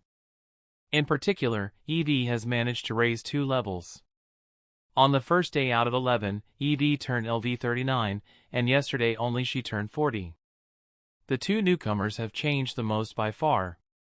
Vulpix and Shuppet have both progressed more than 10 levels, and both trained a move to the expert rank. They also learned a lot of new moves. New Vulpix moves: Roar, Baby Doll Eyes, Ice Shard, Confuse Ray, Icy Wind. New Shuppet moves: Nightshade, Spite, Shadow Sneak, Will-O-Wisp. The major progress made in these 11 days was that Crobat, Scizor, Gardevoir, and Eevee training a new move on the expert rank. That was, of course, not because their move mastering speed is very fast, but because they started training their moves before 11 days ago, thus they had more time than the rest for the training. Crobat had trained the move, Taunt, on the expert rank on the 9th day and then immediately started training the move, Venoshock, according to Alex's instructions. Scizor had trained the move, Agility, on the expert rank on the 10th day and then immediately began training the move, Focus Energy, according to Alex's instructions. Gardevoir had trained the move, Psychic, to the expert rank on the 4th day and then immediately started her training of the move, Focus Blast, according to Alex's instructions. Eevee had trained the move, Double Edge, on the expert rank on the 9th day and then immediately started to train the move, Facade, according to Alex's instructions. Alex went to the kitchen and started preparing breakfast for himself and his Pokemon when he noticed that he had received a message. He opened his TRH device since he was bored. But his boredom soon blazed away as he saw that Maria asked if he was in Saffron City and if he had time today. Alex, who saw this message, could briefly not believe that this message came from Maria. Did Maria just ask me out for a date? Thought Alex as he tried to process this unlikely thought. Chapter 192. Alex was sitting on a bench in a public park, waiting for Maria to arrive. He wore a stylish leather jacket and skinny blue jeans that went relatively well with his red cap. After he had accepted the date from Maria, he decided to up his dressing style a bit. On a date, you at least gotta look good. And for that, you gotta have to expend some time and effort. Though Alex doesn't really like wasting time doing something like this. He also came 15 minutes earlier to make sure that he isn't late compared to Maria. And his caution was proven correct after 5 minutes as Maria came in stylish jeans, a red top, and a white cap that went well with her dark red hair and blue eyes. Together with her good looks and captivating figure for her age, she attracted many unwanted stares. But her cold glare scared many men wanting to approach her. Her eyes looked very similar to a cold-blooded snake, Arbok, which was really unusual considering her age. Maria saw Alex waiting at the lonely place and stepped in his direction. Alex saw Maria and began walking in her direction with a striking smile on his face. When he got close enough, he looked into Maria's eyes and said, "You know, Maria, I don't believe in angels, but I guess I gotta change my mind after looking at you. I have to say that you look really breathtaking today." She answered with a slight smirk, "As always, you start with your poor flirting." Alex faked the expression of pain. "Why you gotta hurt me in such a manner?" The sharpness in Maria's eyes intensified as she looked at Alex and made a dangerous smile. So you really look at me like I'm an angel?" Alex looked at Maria with a sincere expression and said, "No, to speak honestly, an angel is too pure, and I would never fall in love with an angel. I would say you are more like a fallen angel, a corrupted angel." Maria looked at Alex's eyes and saw that there was a surprising sincereness. Knowing that this compliment came from his heart, she couldn't help but be a little happy inside. Although Alex was still flirting with her, she liked being compared to a fallen angel. It was more honest than being called an angel. Sometimes, honest feelings are more impactful than flattering words. Her expression softened a little bit, but she still said with an indifferent face, "Okay, enough with your nonsense. I didn't ask for a meeting to hear your compliments." Alex showed a smiling expression and said, "So you are giving our date the term meeting, huh?" Maria, who had already expected Alex to say something like this, smiled a little when she said, "Oh, you thought I asked you out on a date? Heh, someone's quite conceited." She realized that her lips had transformed into a smile and instantly changed her face to her serious mode again. No, I wanted to talk to you about meeting the boss for tomorrow." Alex showed a serious expression and said, "Okay, let's find a quiet place to talk." After the two started going to the place together, Alex said before even 5 seconds had passed, "But after this talk, we will still go on a date." Maria ignored him but was internally quite satisfied with his declaration. Alex, who had enough experience dealing with Maria, knew that Maria had given him a silent approval and gave a flirtatious smile. After Alex and Maria hadn't even met for 2 minutes, they both saw a blonde, good-looking 18-year-old girl walking by. She was a gorgeous woman even in the Pokemon world and similarly beautiful to Maria or Lisa. There are people who would give these blonde girls a 10 and Maria a 9, and there would be people who would do it the other way round. But both girls were ravishing beauty. Alex looked at the girl but didn't show any particular expression. Although she looks good, she wasn't his type. The blonde girl's gaze fell on Alex and showed a bright, pure smile as she came up to him and said, "Wow. Are you Alex from this year's Kanto tournament? I became your biggest fan when I saw you defeat your opponent stronger than you with your skills." Alex, who had already heard such compliments a few times, showed a fake smile and said, "Thank you for such sweet words." Although it was the first time that he was approached by such a beautiful fan, he still wanted to end this conversation as soon as possible. Are you shopping with your little sister?" The blonde girl had looked at Maria's breast before saying the words little sister. Maria has a B cup and almost a C cup, which is quite good for her age. But compared to this blonde girl, who has the DD cup, Maria's cup size looked a bit small. Maria did not get angry but looked coldly at the blonde girl for a second. Her eyes showed an ice-cold look, and she looked like a snake that was about to tear its prey to pieces. "TCH, I'll give you 10 seconds to run away from here, or I'll find you and—" "You don't need me to specify it, right?" Then she glared at the blonde girl and waited for a response. The blonde girl saw the abnormal cold glare and felt that if she really didn't run away immediately, she would lose her life today. She has often seen cold glances but never such an emotionless and deadly look that wakes her instinct to run away. She immediately panicked and ran away without saying anything. While running, she lost one of her high heels but kept running without picking it up. Alex started to laugh seeing this and put an arm around Maria's shoulder as he wanted to lead her to a quiet place. Ha ha ha, did you see her look? Ha ha ha. Maria went together with Alex, who was still trying to control his laughter, showed a faint smile. Chapter 193. Alex and Maria found a quiet place to talk but didn't start the discussion straight away. Without a moment's hesitation, Alex pulled Gardevoir out of her Pokeball and said, "Can you watch out that no Ghost-type Pokemon is present, eavesdropping while hiding in a shadow?" Although it was very, very unlikely for something like that to happen, Alex didn't want to take any risks if he can prevent it. Maria, who saw that Alex had called out a Psychic-type Pokemon, realized his constant vigilance and understood the reason behind it. She said with a solemn expression, "Well, now that we can talk, I wanted to ask you what you think about this meeting with the boss." Hard to say. I don't know any more than you that it's about a special position. Yes, I also heard that. As far as I know, at least Marco and Janine will also come. Although I don't know 100% for sure, it wouldn't make sense otherwise. Alex looked curiously in the direction of Maria as he said, "And, why did you call me here to meet to talk about it today?" Maria looked at Alex for a few seconds and said placidly, "Although we haven't known each other for long, I would like to say that we have built up at least a little bit of trust." Alex interrupted Maria with a knowing smile, "You want us to work together on the test?" "Not necessarily. I don't know what the test is about yet, but I think it would be good if we keep this option open beforehand."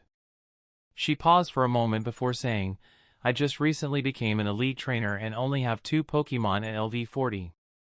Although I'm not sure how strong you are, having seen your Gardevoir, who I assume is at LV42, your Scizor and Crobat should also have a similar level. But even if you still have a bit of strength hidden, you are a good deal weaker than Marco and Janine." Alex had to admit that he had underestimated Maria a bit. The fact that Maria was already on the elite rank at her age is quite impressive. She has the same talent as a weak gym leader at this age, which is really amazing. Maria shouldn't have a problem becoming a powerful elite trainer after a few years and later, an executive. Alex, who knew how to separate his professional and personal life, showed a deadpan face when he said, "Why are you telling me that? Why are you choose to tell your opponent your strength, whether true or false?" Maria, looking at Alex with a poker face, couldn't help but show a faint smile. She felt that Alex was looking a little handsome right now. "Wait, I'll explain exactly why. At the Team Rocket Rookie Tournament almost 4 months ago, both Marco and Janine were already elite trainers. So I think it's fair to say that they both have a great level advantage over you.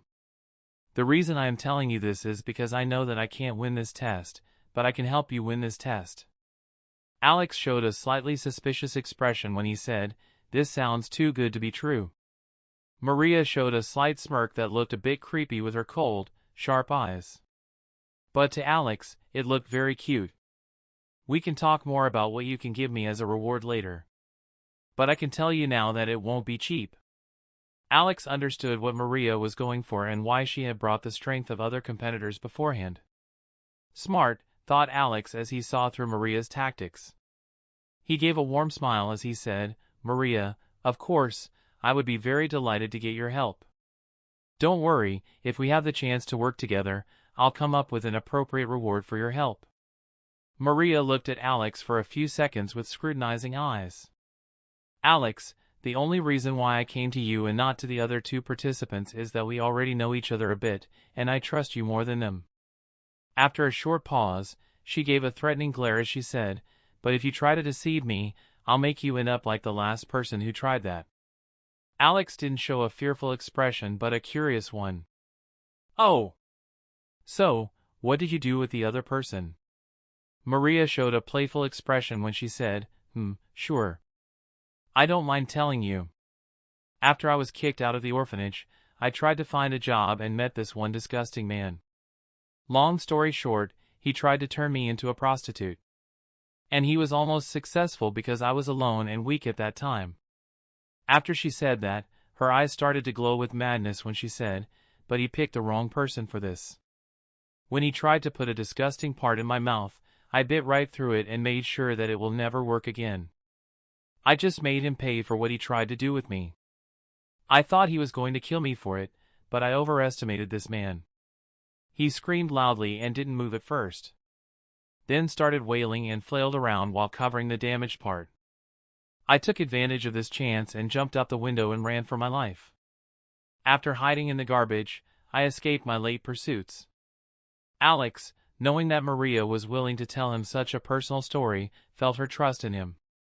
He knew that Maria didn't want pity, and if he guessed it right, she thinks this situation is nothing misfortunate. The strong eat the weak. And as the weak one, she defeated someone stronger than her, which made her very proud. Since she said this was the last person who tried that, this encounter might have motivated her to join Team Rocket. Maria and Alex talked together for several hours about different personal experiences. This led them to understand the other person better. Both had a kind of madness and cold character, but neither was really crazy or sadistic. Chapter 194. It was an early morning filled with the chirping of many low-level Pidgey. Due to Alex's room not being on a higher floor, he could hear them even in the sleepy state. It was almost time for him to wake up. So he removed his laziness and woke up. As he sat on the bed for a few seconds with his half-closed eyes, he first stretched his body to remove the rigidness left due to the night's sleep. After a big yawn, he got out of the bed. The meeting with Maria yesterday had gone pretty well, and later he went out to eat lunch with Maria. Although the two are not officially together yet, the conversation had a real impact on Alex and Maria's relationship, who exchanged relatively openly. Alex told Maria a lot about his personal stuff. Though, the secrets such as how he earned his money or having a system were kept secret. Especially how he earns his money, Alex would like to never tell anyone. And even if he trusts Maria completely, he would probably keep it hidden. The secret with the system is not dangerous anyway because he cannot prove that he has a system. Of course, he does not want to let anyone know that either. But if somebody finds out that he said that he has a system, she would probably first think that Alex has a problem with his head. Especially since the people in Pokemon don't know what exactly is a system. Alex went to the kitchen and, like every morning, started preparing breakfast for everyone. He was a bit excited today because he will be meeting Giovanni today and get the chance to achieve a special position, asterisk. 3 hours later, a 20-years-old Team Rocket member, who had an average, at best, face, made his way to Lisa's office. Alex, who had entered the Team Rocket base with his new identity, was on his way with the excuse of having an appointment with Lisa, which Lisa had confirmed. He knocked on Lisa's door and only opened it when she said, "Come in." Alex entered the office and saw that Maria was already there waiting. It looked as if both partners had a good talk and got along well. Lisa showed a knowing look and said, "You know, Alex, your new face is really average. Isn't that a bit of a waste?" Alex, who knew that Lisa had naturally known about his new ID, responded with a smile, "It's good that it's so average. The fewer impressions I leave, the better." Lisa smiled provocatively. But then she said solemnly, "Okay, let's not keep boss waiting any longer." Alakazam, who was standing next to Lisa, immediately teleported Maria and Alex. Alex, Maria, and Alakazam disappeared from the office. After a few seconds, Alakazam reappeared in the office. Alakazam looked in the direction of Lisa and said telepathically, "The boy has started to train his talent." Lisa gave a curious look and asked, "Oh, can you judge what talent he has?" "Yes, it should be rank 3. But it's still at the beginning and doesn't have a lot of psychic energy in his body." "Rank 3, rank 3 is good but also nothing special. By the way, why didn't you tell me at the first meeting?" Alakazam gave a small smile when she said, "Before, he was a poor guy that you can overlook if you don't look for it directly. Now it's a little different." Lisa showed a thoughtful expression and said, "From now on, test the potential of people who come in here every time, got it? Alakazam just nodded in reply. Alex and Maria were teleported into a beautifully decorated room at the same time. Alakazam, who teleported with the two of them, had only stayed there for 5 seconds before teleporting away again. Alex looked around the room and saw 3 different people standing in the room. A short man with a fortress next to him, a young girl with purple hair and a sharp look that can kill someone, and a young, handsome man with eyes that looked like a falcon. Alex immediately looked at the info of the only Pokemon present in this room. Pokemon, Fortress. LV, 53. Type, Bug/Steel. Ability, Sturdy. Gender, Male. Potential, Gold. Moves: Protect, Tackle, Self-Destruct, Bug Bite, Take Down, Rapid Spin, Bide, Natural Gift, Spikes, Payback, Iron Defense, Euro Ball, Double Edge. Innate Talent, Explosion, M. Innate Talent, Endure, E. Innate Talent, Hyper Beam. TM, Earthquake, TM, Toxic, TM, Substitute. Alex, who saw this information, couldn't help but suck in a long breath of surprise, looking at this little man as a crazy one. And he recognized this little man almost immediately, too. That was Carr that Alex had seen in a Pokemon manga and is known for having Fortress almost exclusively and using it as a bomb. Who in their right mind only trains one move effectively, thought Alex. This is also the first time Alex saw such a powerful Pokemon that hasn't trained all of its innate talent moves at least to the expert rank. That showed that this short man had used most of the training time with the Explosion and only trained Endure a bit to use it in a combo with it. Wait, how do you train the move Explosion? If it's how I am imagining it, it should be almost impossible to train this move on the master rank. Carr must have a trick to train it easier, thought Alex. Carr didn't wait for a second and said with a professional smile, "Okay, now that everyone is here, let's go. Follow me, everyone." Then he opened the door and led the group. Alex walked next to Maria and looked at the other 2 participants. He first looked at Janine, whom he recognized from the games. He knows that she will be a gym leader in the future. Janine also looked at Alex, who was still wearing his Ditto mask. But she showed no expression or emotions when she looked at him. For her, each of these people was an obstacle to overcome as quickly as possible. Though she was a bit confused why this 20-year-old nobody trainer was also a participant. Alex, who saw this blank mask of a face, thought inwardly, this really is a look of an assassin. Though they call themselves ninja. Then he looked in the direction of Marco, who ignored him. Marco did not appear in the games or manga, so Alex had no information regarding him. He had only heard that Marco's deceased father was a top member in Team Rocket, and that's all he knows. After less than 1 minute, the group arrived in front of a large door. Carr, who had led them there, said goodbye with the words, "Okay, I have completed my task. I'll be going then." Chapter 195. Marco didn't hesitate for a second and immediately knocked on the door they were standing in front of. After hearing the words, "Come in," he opened the door. Alex entered alongside Marco into the room with a sedate expression on his face. Although he had met Giovanni before, Alex could not assess the boss of Team Rocket particularly well. He had felt that Giovanni was not easy to see through and is a bit like himself. Alex, Maria, Marco, and Janine entered the large office almost simultaneously and saw Giovanni sitting quietly on his chair and caressing Persian. Although Alex was looking at the info of Persian after a long while, it was still at LV 59. Alex could not find any visible difference from the first meeting with Giovanni. Giovanni looked at the 4 with a satisfied smile as he spoke. "I'm really impressed that so many strong rookies have entered Team Rocket this year. Each of you is already an elite trainer with at least 3 elite Pokemon, even though none of you are 18 yet." Then he laughed and said, "Haha, in comparison, all other rookies look like trash.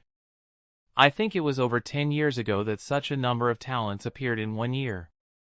After a short pause, he continued with a smile, "And this is your chance. Since this year is so good, I have decided to give each one of you an incredible chance. the chance to reach a higher position as an executive.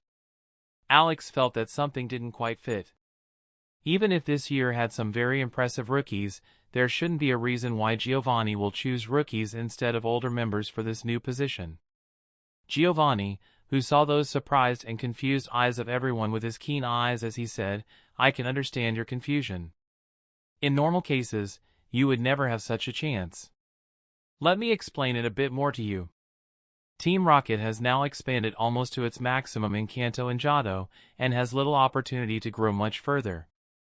So there are only two ways left for Team Rocket to develop more.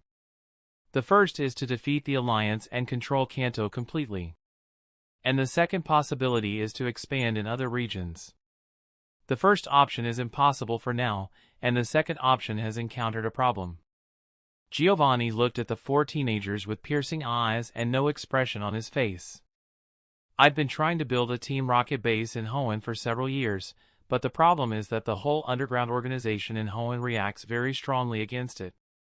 Hoenn doesn't have a large underground organization like Team Rocket but has several medium-sized organizations like Gang Knight or the recently emerged Team Magma and Team Aqua. In addition, there are many relatively small organizations that make Hoenn very chaotic. The problem is that every time Team Rocket tries to build up in Hoenn, we are attacked by every single organization from there. Which makes it impossible for Team Rocket to lay the foundation for future activities there. Team Rocket doesn't have enough free members to be able to fight against all of Hoenn, so I thought of a different plan when I saw rookies with a lot of potential this year." Giovanni showed a faint smirk. "I will get one of you the position of Hoenn Team Rocket leader and thus supervise an entire region. Each of you has the potential to become a Team Rocket executive and enough time to build your own organization in Hoenn.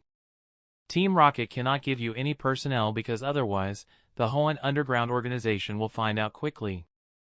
And of course, you must not tell any of your members that this new organization is part of Team Rocket." Giovanni looked at the four and said, "But Team Rocket won't leave you alone and provide you with items, money, Pokemon, and any resource required. This position is very important, so I have to find out which of you is best suited for this job. It's not just about strength, but also about whether you know how to use subordinates and manage an organization." Alex, who heard this, felt that this position was an incredible opportunity for him. Although it is a bit risky, the benefits are enormous. He had the feeling that this plan is only possible because so many talented trainers are here this year for the Team Rockets to slowly build up there. Marco showed a confident expression when he asked, "Uncle, how will you decide which of us is the most suitable for this position?"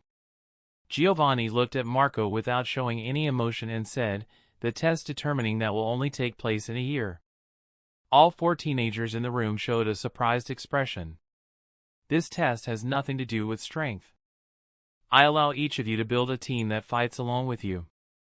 Each of you can bring 3 subordinates to this test."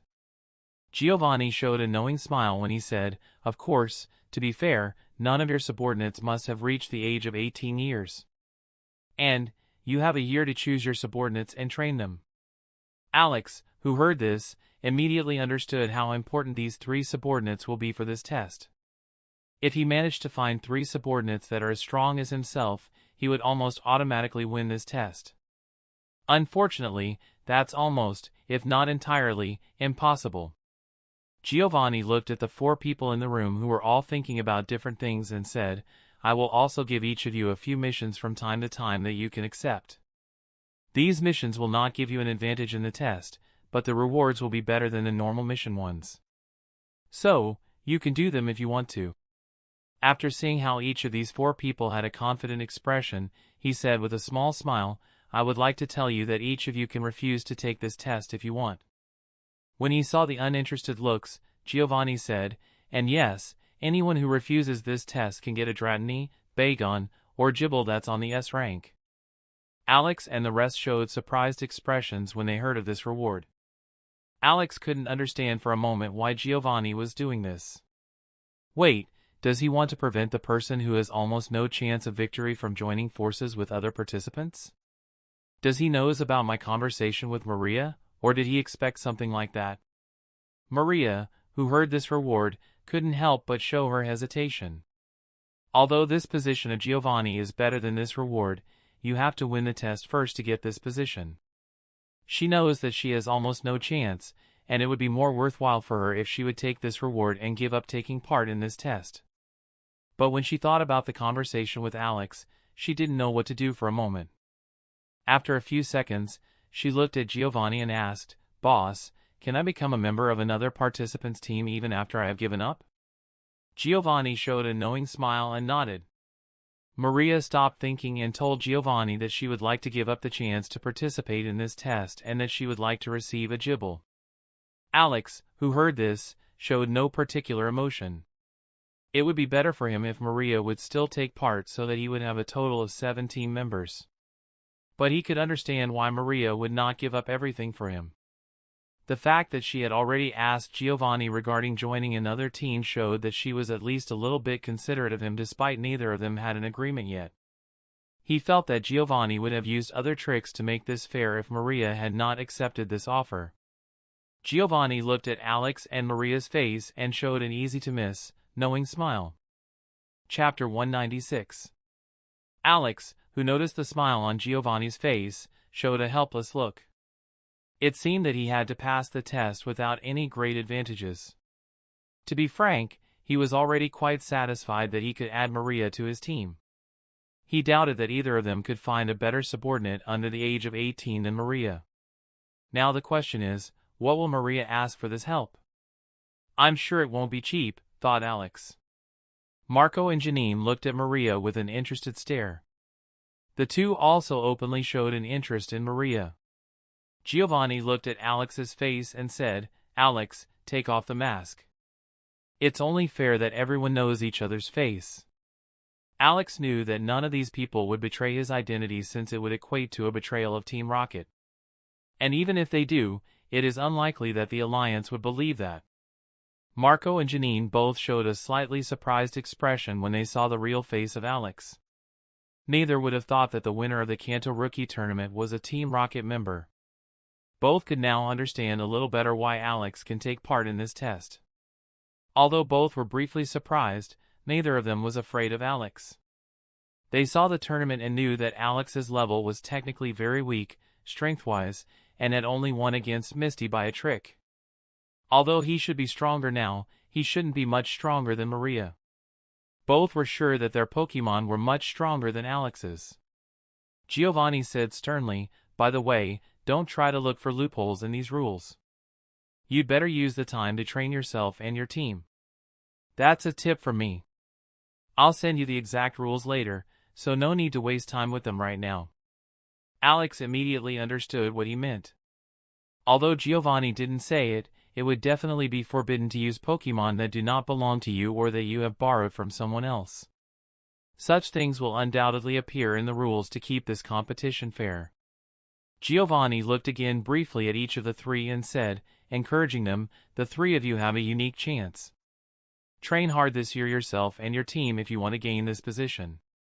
Only the best get what they want in Team Rocket. See you in a year." Giovanni stopped looking at the group and focused back on his desk. Alex said goodbye and walked out the door. Maria, Marco, and Janine also followed quickly, and all left Giovanni's office. As the door of Giovanni's office closed, a man slowly began to emerge from a dark part of the office. It looked as if the man had managed to hide in this place the whole time without letting anyone realize his presence. Giovanni gave a small smile and said, "Your daughter is really very similar to you."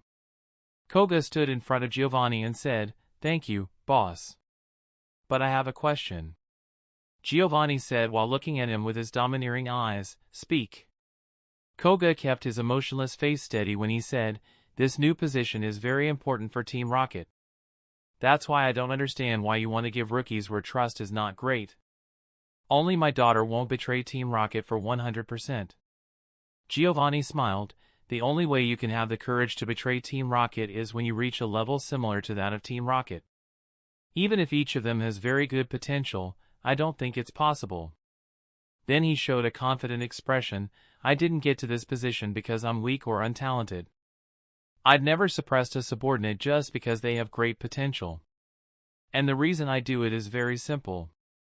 I have bigger goals than maintaining my current position, and I can't achieve those goals if Team Rocket and I don't get much stronger.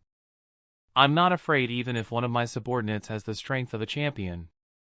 Giovanni said with a very calm expression. I am Giovanni, the leader of the largest underground organization in the world, and not a third-class leader. The fear that his subordinates will become too strong for him to handle.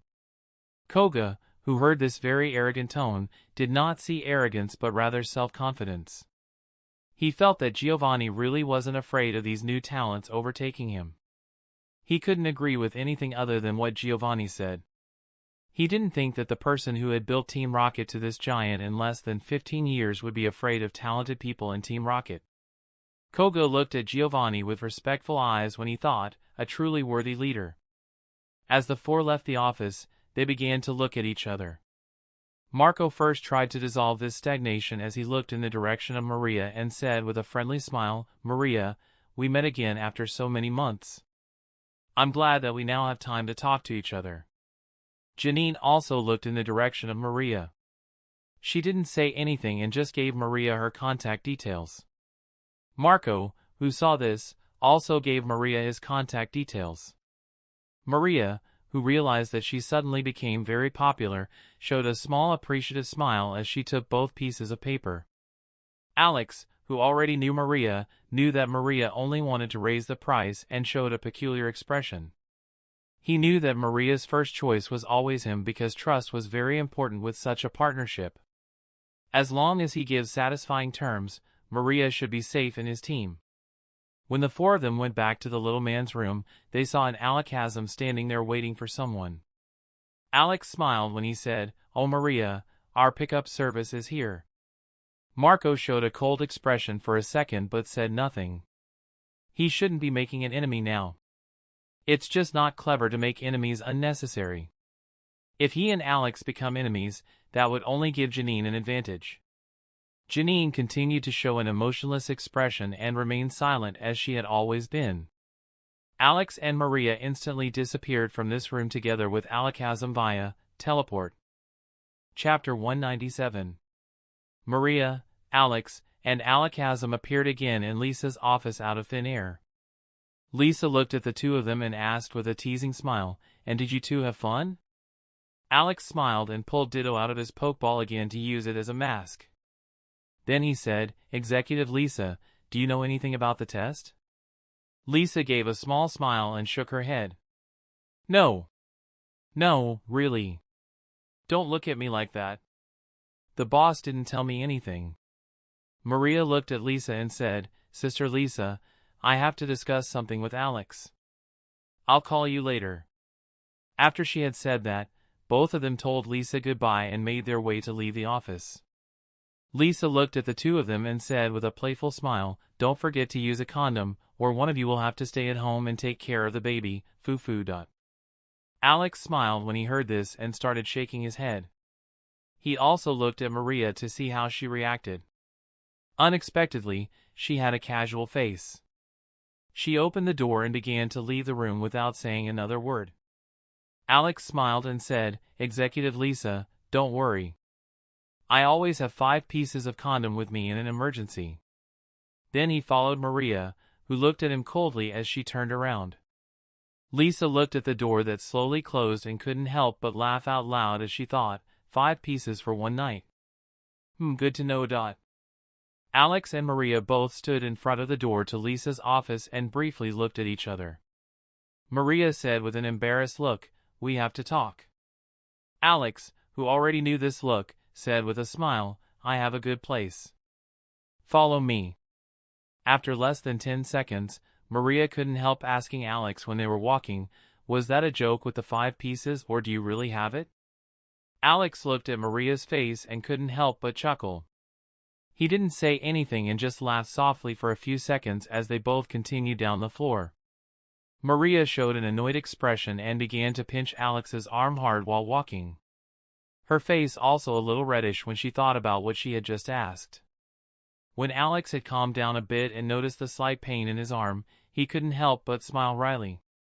He found that Maria really had a cute side to her that she rarely shows. When Maria stopped pinching Alex's arm, he said, It wasn't a joke.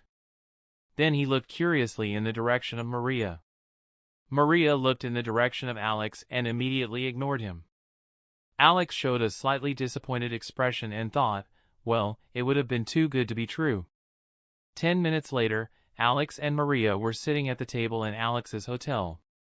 He made coffee for Maria and himself and sat across her. Maria drank a little and realized that this coffee was pretty good. Although it wasn't the best she'd ever drunk, it was pretty good. Alex started to look at Maria and said, Maria, I would like to ask first if the offer is still open. Maria, who understood what offer Alex was talking about, showed a carefree expression when she said, yes, as long as you make a good offer.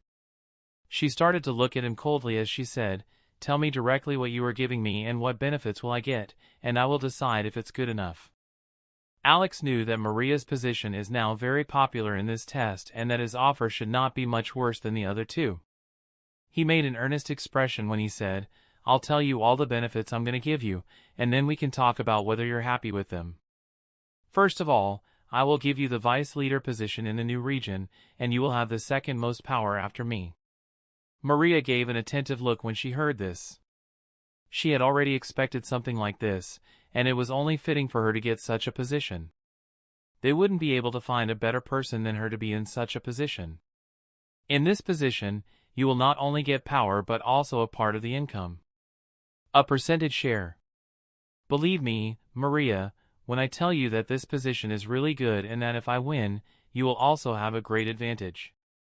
Maria looked into Alex's eyes, and after a few seconds, she said, it sounds good, but that's not enough. Alex knew that it really wasn't sufficient. If Maria joins his team, the advantage of the test is a lot higher than without Maria. He's sure that Maria is probably the strongest trainer of all the non-participants who can join this team, so it's a really desired advantage. I will give you a sum of 5 million and the information of an undisturbed place where you can train your Pokemon very well if you accept this offer. Maria showed a surprised expression when she heard this. 5 million Poke Dollars was not a small sum. You can finance better training items and food for your Pokemon for a long time to come with it. In addition, a place where one can train Pokemon is also really valuable among trainers. Especially when this place is undisturbed. Alex had no problem bringing in 5 million as an offer. The stronger Maria is, the better it is for Alex. This offer helps both him and Maria. Maria looked at Alex, and her gaze began to soften a little.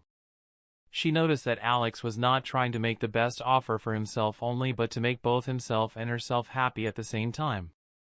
He also started right away with a large sum, like 5 million, and did not try to negotiate with Maria to reduce the amount.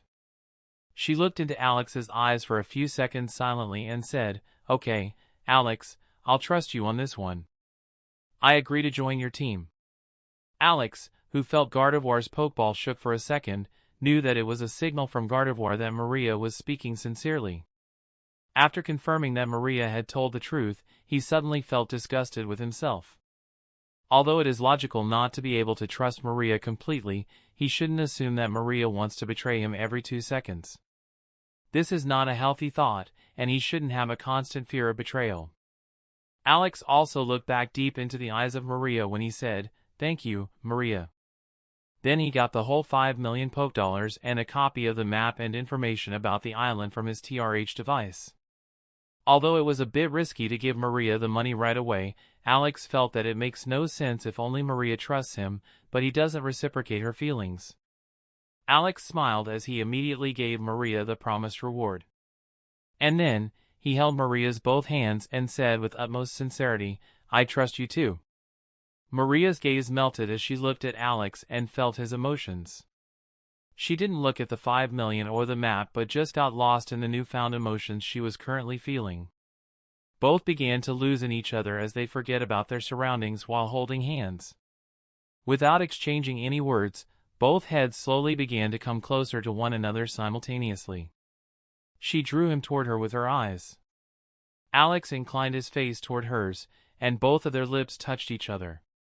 Chapter 198. Alex opened his eyes and first saw someone lying next to him. He started recalling last night and made a happy expression as he got out of bed. After Alex and Maria kissed each other, something seemed to have awakened inside them, and neither of them stopped at the kiss. It is as if a small fire had ignited in a forest that grew so much that it was impossible to put it out. Alex carried Maria into his bedroom and then kissed her passionately on the bed. He had already expected that Maria would say no and end this night. But to his surprise, she started to take off his shirt and look at him with her beautiful cold blue craving eyes. Alex did not hesitate and enjoyed that night with Maria. I won't go into details exactly. Ian, this FIC doesn't have their 18 tag, so you shouldn't have expected the lemons to begin with. Alex went into the kitchen and saw how all his Pokemon were in there enjoying their food. It seemed that Gardevoir had already prepared the food for the other Pokemon. Crobat, who saw Alex enter the kitchen, looked at him with a strange look. Alex, who saw this expression, remembered that Crobat was sleeping in front of the open window in his room. Therefore, he probably had heard the sound of Alex and Maria's night activity. When this thought came to his mind, he made a discomfited expression as well.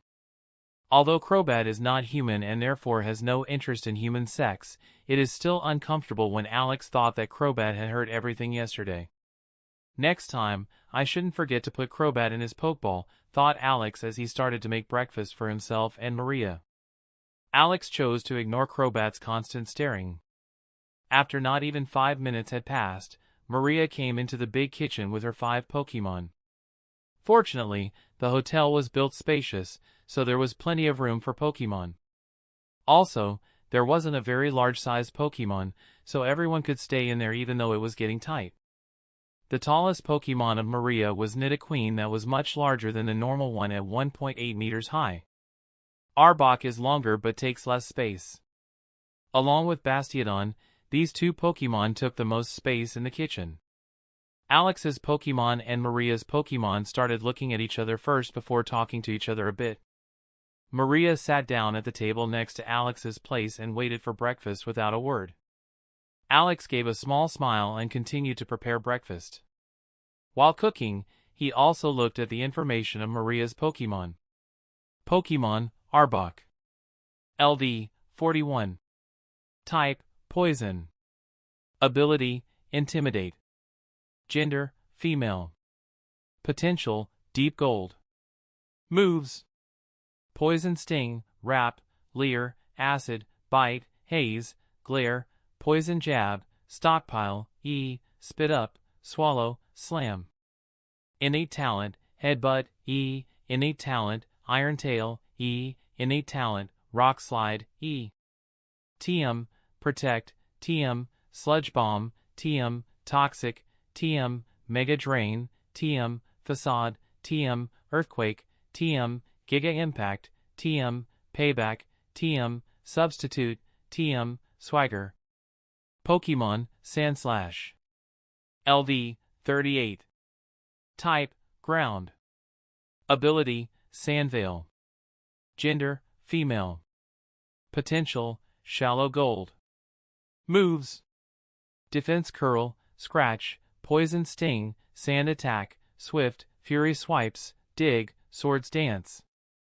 Innate Talent, Facade, E, Innate Talent, Earthquake, E, Innate Talent, Aerial Ace, E. TM, Protect, TM, Headbutt, TM, Rock Slide, TM, Shadow Claw, TM, Brick Break, TM, X Scissor. Pokemon, Pidgeot. LV, 42. Type, Normal/Flying. Ability, Keen Eye. Gender, Female. Potential, Gold. Moves: Tackle, Sand Attack, Gust, Mirror Move, Quick Attack, Wing Attack, Whirlwind, Agility, E, Feather Dance, Air Slash. Innate Talent, Fly, E, Innate Talent, Roost, E, Innate Talent, Hyper Beam, E. TM, Protect, TM, Facade, TM, Steel Wing, TM, U-Turn, TM, Substitute, TM, Double Team. Pokemon, Nidoqueen. LV, 39. Type, Poison/Ground. Ability, Sheer Force, hidden ability. Gender, female. Potential, shallow gold. Moves: growl, scratch, tail whip, poison sting, double kick, bite, helping hand, toxic, superpower. Innate talent, fire punch, E. Innate talent, ice punch, E. Innate talent, thunder punch, E. TM, protect, TM, hyper beam, TM, rock slide, TM, sandstorm, TM, brick break, TM, sand tomb. Pokemon, Gible. LV, 6. Type, dragon/ground. Ability, Sandveil. Gender, male. Potential, gold. Moves: tackle, sand attack. Innate talent, thrash, innate talent, dragon claw, innate talent, Draco meteor. Maria must have really started training hard after her defeat to me, or she wouldn't be this strong. Even if she is a little behind me, thought Alex when he saw this information. Alex was a bit shocked when he first saw the info of Maria's Pokemon. He really had underestimated Maria's strength a bit. Not only did she have 2 Pokemon on the elite level but also 2 Pokemon that were soon to reach elite rank with their current levels 38 and 39. In addition, the potential of each of these Pokemon was really good. Every Pokemon has at least shallow gold potential, and Arbok was even on the deep gold rank. In addition, Maria's Gible will almost certainly exceed the deep gold rank in the future. And with Arbok, for whom it is not so difficult to improve her potential again, she will have another Pokemon on Shallow Diamond. Arbok should have a better chance than Crobat or Scizor because she was born on the shallow gold potential, and thus having it much easier than Crobat or Scizor to improve her potential. Alex was also a bit surprised that Giovanni gave such a good Pokemon to Maria. But after a few seconds, he realized why. For all trainers, a shallow gold, or even deep gold is just an S-rank Pokemon. Giovanni couldn't have known that Gible had such good talent. Alex, who had already seen the potential of several Pokemon, knew how rare a born gold Pokemon is compared to a born shallow gold. According to his estimation, the chance of finding born gold Pokemon is 1/20th of finding born shallow gold. This number is only in comparison to shallow gold and gold without having to find a Pokemon above the deep silver potential. There was a reason that Alex only found 2 born gold Pokemon, without the Pokemon of trainers, after reading over 10,000 pieces of information from Pokemon. Alex sat down next to Maria after he had put breakfast for herself and her on the table. "Did you sleep well?" Maria looked at Alex's face, and after seeing his usual expression, she said softly, "Yes, thank you." Alex noticed how Maria was slowly getting warm, gave a grin, and began to enjoy his breakfast. Maria and Alex talked at breakfast and had a relatively casual conversation. After breakfast, Maria started to collect her things and brought her Pokemon back to her Pokeballs. Alex, who saw this, showed a slightly confused expression. Maria looked at Alex and said without changing her face, "I still want to fly to this island to train my Pokemon better, so I have to go now." After that, her face slightly blushed as she spoke, just to be sure. "You know we're together now, don't you?" Alex, who saw this cute expression from Maria, started to chuckle slightly with a smile. Seeing contrast in Maria's cold eyes and Maria's personality, he couldn't do anything other than laughing. When he noticed that Maria's eyes were getting colder and sharper, he stopped laughing. "Sorry, you looked so cute that I couldn't do anything else." Then he went in front of Maria, gave her a goodbye kiss, and said, "Of course, we are together." Then he started speaking in a joking tone, "Do you think you can just run away after using my body? I'm not an easy man." Maria gave a small smile as she said, "I'm starting to question my decision after hearing that awful joke." Alex smiled and said nothing as he watched Maria open the door. After Maria had opened the door, she looked at Alex and said with a killing expression, "If you cheat, I'll tear your piece off." Alex just smiled when he heard that. "Haha, I love you too, Maria." Maria showed a small smile and started walking out of the room. Chapter 199. Alex went back to the training room where his Pokemon was and sat on a chair silently, keeping in mind to not disturb them. Thanks to meeting Maria, he was in a jovial mood. Because, for the first time, he met someone who really understands him, or at least that's how he feels. For the first time, he is not in a relationship only for physical intimacy. Physical intimacy is important in a healthy relationship, but it is no longer the only reason he is with Maria. Though it's definitely a good bonus. While thinking about such stuff, he went to the shop page of Team Rocket again like every day and started browsing. Many items and Pokemon are offered here every day, but Alex rarely finds anything that he needs. But for the slim possibility of a strong trainer desperate for money selling valuable items, he always keeps an eye on the shop. He saw an item that instantly piqued his interest, but it was too expensive. 2x leaves with psychic energy for a week from a champion rank executor with SS rank talent, 7.5 million Pokedollars/TR points. Even though this item was very good, it shouldn't cost more than 6 million. But because items with such quality are quite rare, they can also be sold for such a high price. Alex looked at his account and started pondering about it. 158,000 TR points. 7,525,000 Pokedollars. After a few seconds, he arrived at a decision and pressed the buy button to order the item. This bastard is lucky that I earn money so quickly, and money is not so important to me. Or he would only find someone else after several months, thought Alex when he transferred 7.5 million Pokedollars. Although Alex's heart bled when he bought this item, he hoped that this item can bring Gardevoir to the shallow diamond rank. 158,000 TR points. 25,000 Pokedollars. When Alex looked at the money he had left, he couldn't help but grab his head. Alex felt that he was spending his money faster and faster, and no matter how much he earned, he never had enough money.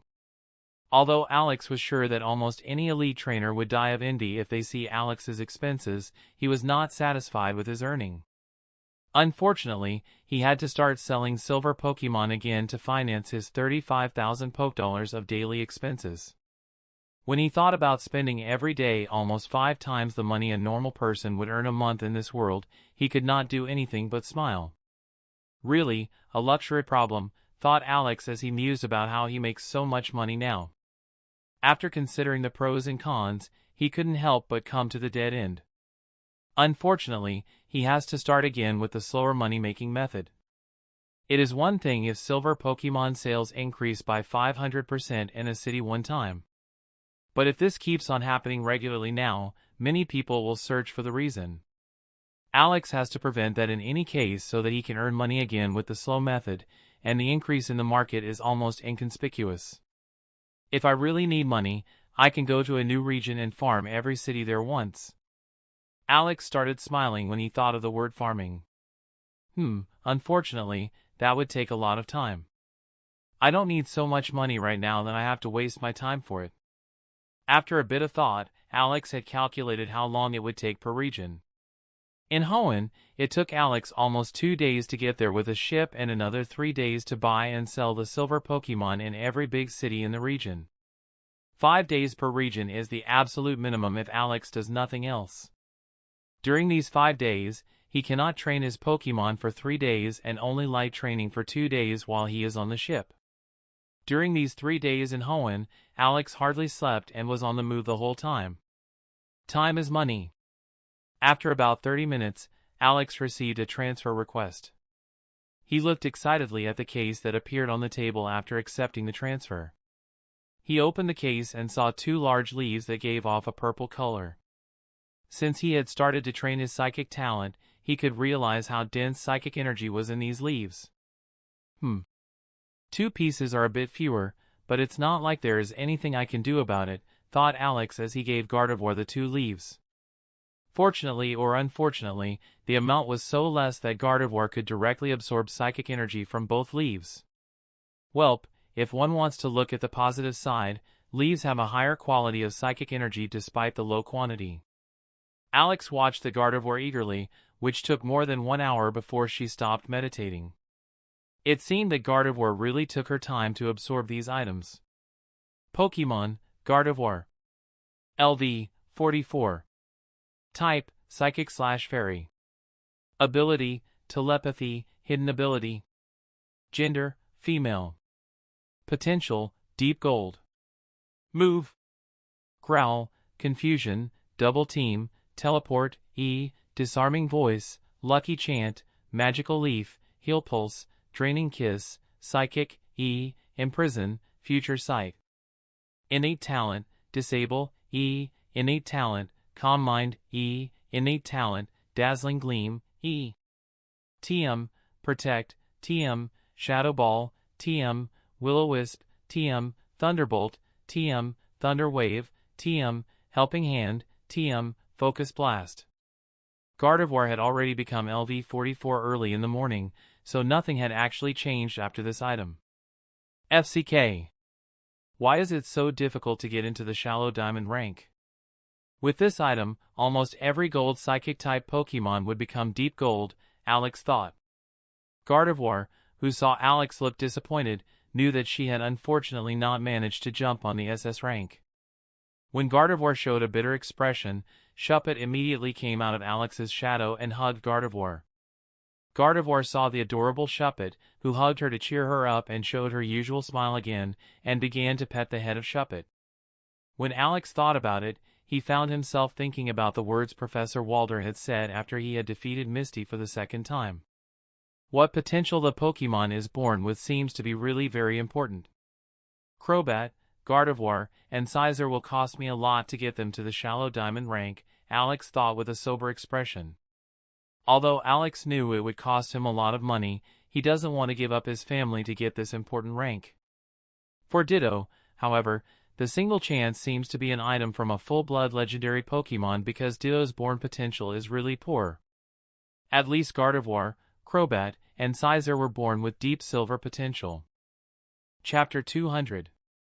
As Alex thought about these various things, he saw that he had received a message from Lisa. In this message, it was only briefly stated that he should call back as soon as possible. After a few seconds, he took his TRH device and called Lisa with it. After not even 3 seconds, he heard that the call was picked up. "Ah, Alex, good that you called quickly. I have to talk to you about something." Lisa had her flirting tone as always, but this time she sounded relatively more serious than usual. Alex said in a serious tone, "What's wrong, Executive Lisa?" "Nothing. I just called Maria, and she basically told me what is going on. I also got a call from the boss yesterday, the reason for which I now understand." Alex didn't show a surprised expression when he heard that Maria had told Lisa the reason for them to visit the boss. He knew that Lisa and Maria have a really good relationship and trust each other. Although Alex isn't sure how much they trust each other, he believed this wasn't a relationship that would be easily broken up.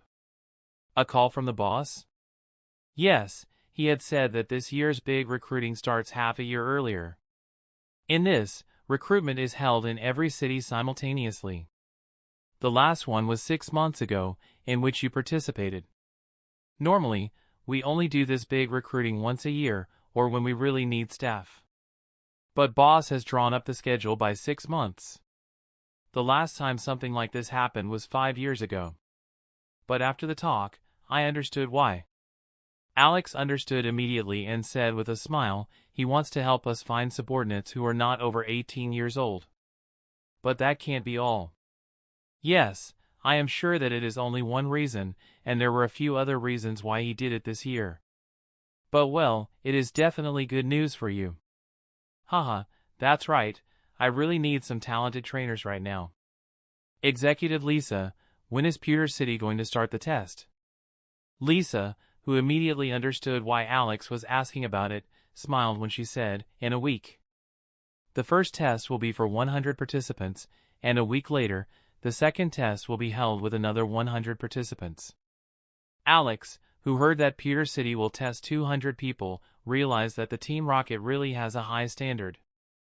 Especially when you consider that most of these 200 people would fail this test and only become Team Rocket lackey. Team Rocket really prefers quality over quantity. Executive Lisa, would it be okay if I was in charge of one of these tests? Asked Alex with a fake pleading tone. No problem, your rank is already high enough.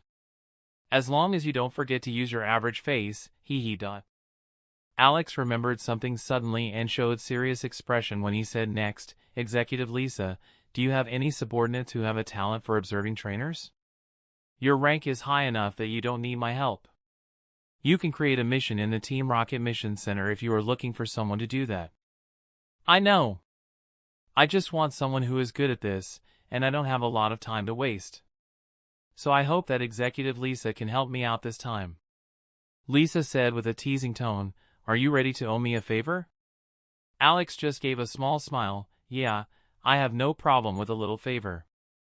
Owing Lisa a little favor isn't really that bad because she can't ask much for it. Even if she wanted to annoy him a little with it. Lisa smiled and said, no problem, tell me his name, and I'll have this person observed from tomorrow. I'll also send you a report every day, written by the person watching the target. Many thanks for the help. His name is Daniel Kirschbaum, and he lost his parents in a Pokemon riot a few years ago. I need all the information you can find. Especially his strength, past, and where he is right now. I don't know where he is right now, but I think that shouldn't be a problem for you to find him, shouldn't it? Especially because he took part in the Kanto Rookie Tournament, and you can easily find his photo. Lisa smiled, no problem, see you in a week in Pewter City, hee. Alex also said goodbye and started his daily meditation exercises. Daniel Kirschbaum only met Alex once, but Alex never forgot him. His cautious and cold demeanor and his young age made him a good candidate in Alex's memories. Especially the fact that he lost his parents in a Pokemon riot a few years ago but still had such a love for Pokemon was really unusual. Together with his hidden aversion to the Alliance that gives him money every month and his talent as a trainer, he was Alex's first choice. Of course, that was only the case because he was under 18 years of age. And therefore, Alex couldn't take much better trainers like Adam, for whom Alex also had some ideas. When Alex had finished his exercise for today, he noticed that he could suddenly hear the thoughts of Gardevoir or other Pokemon they allowed him to. He could finally talk to Pokemon without the help of Gardevoir. That was the third psychic skill Alex had learned and the most useful one, for now, at least. More than 1 week ago, he could only bend a spoon with a thought if he is touching it. Unfortunately, this ability was only usable on small objects and was still far too weak to be really useful. The second skill was that Alex could start levitating very light objects. Although it sounds very impressive, right now, he can only let coins float. Every beginning is difficult, thought Alex as he thought about his powerful psychic abilities. Although it is relatively useless at this moment, each of these 3 skills had unbelievable potential, so Alex was not really disappointed with his current strength. That's the end of this tale for now. Thank you for watching and I'll see you in part 8. Peace.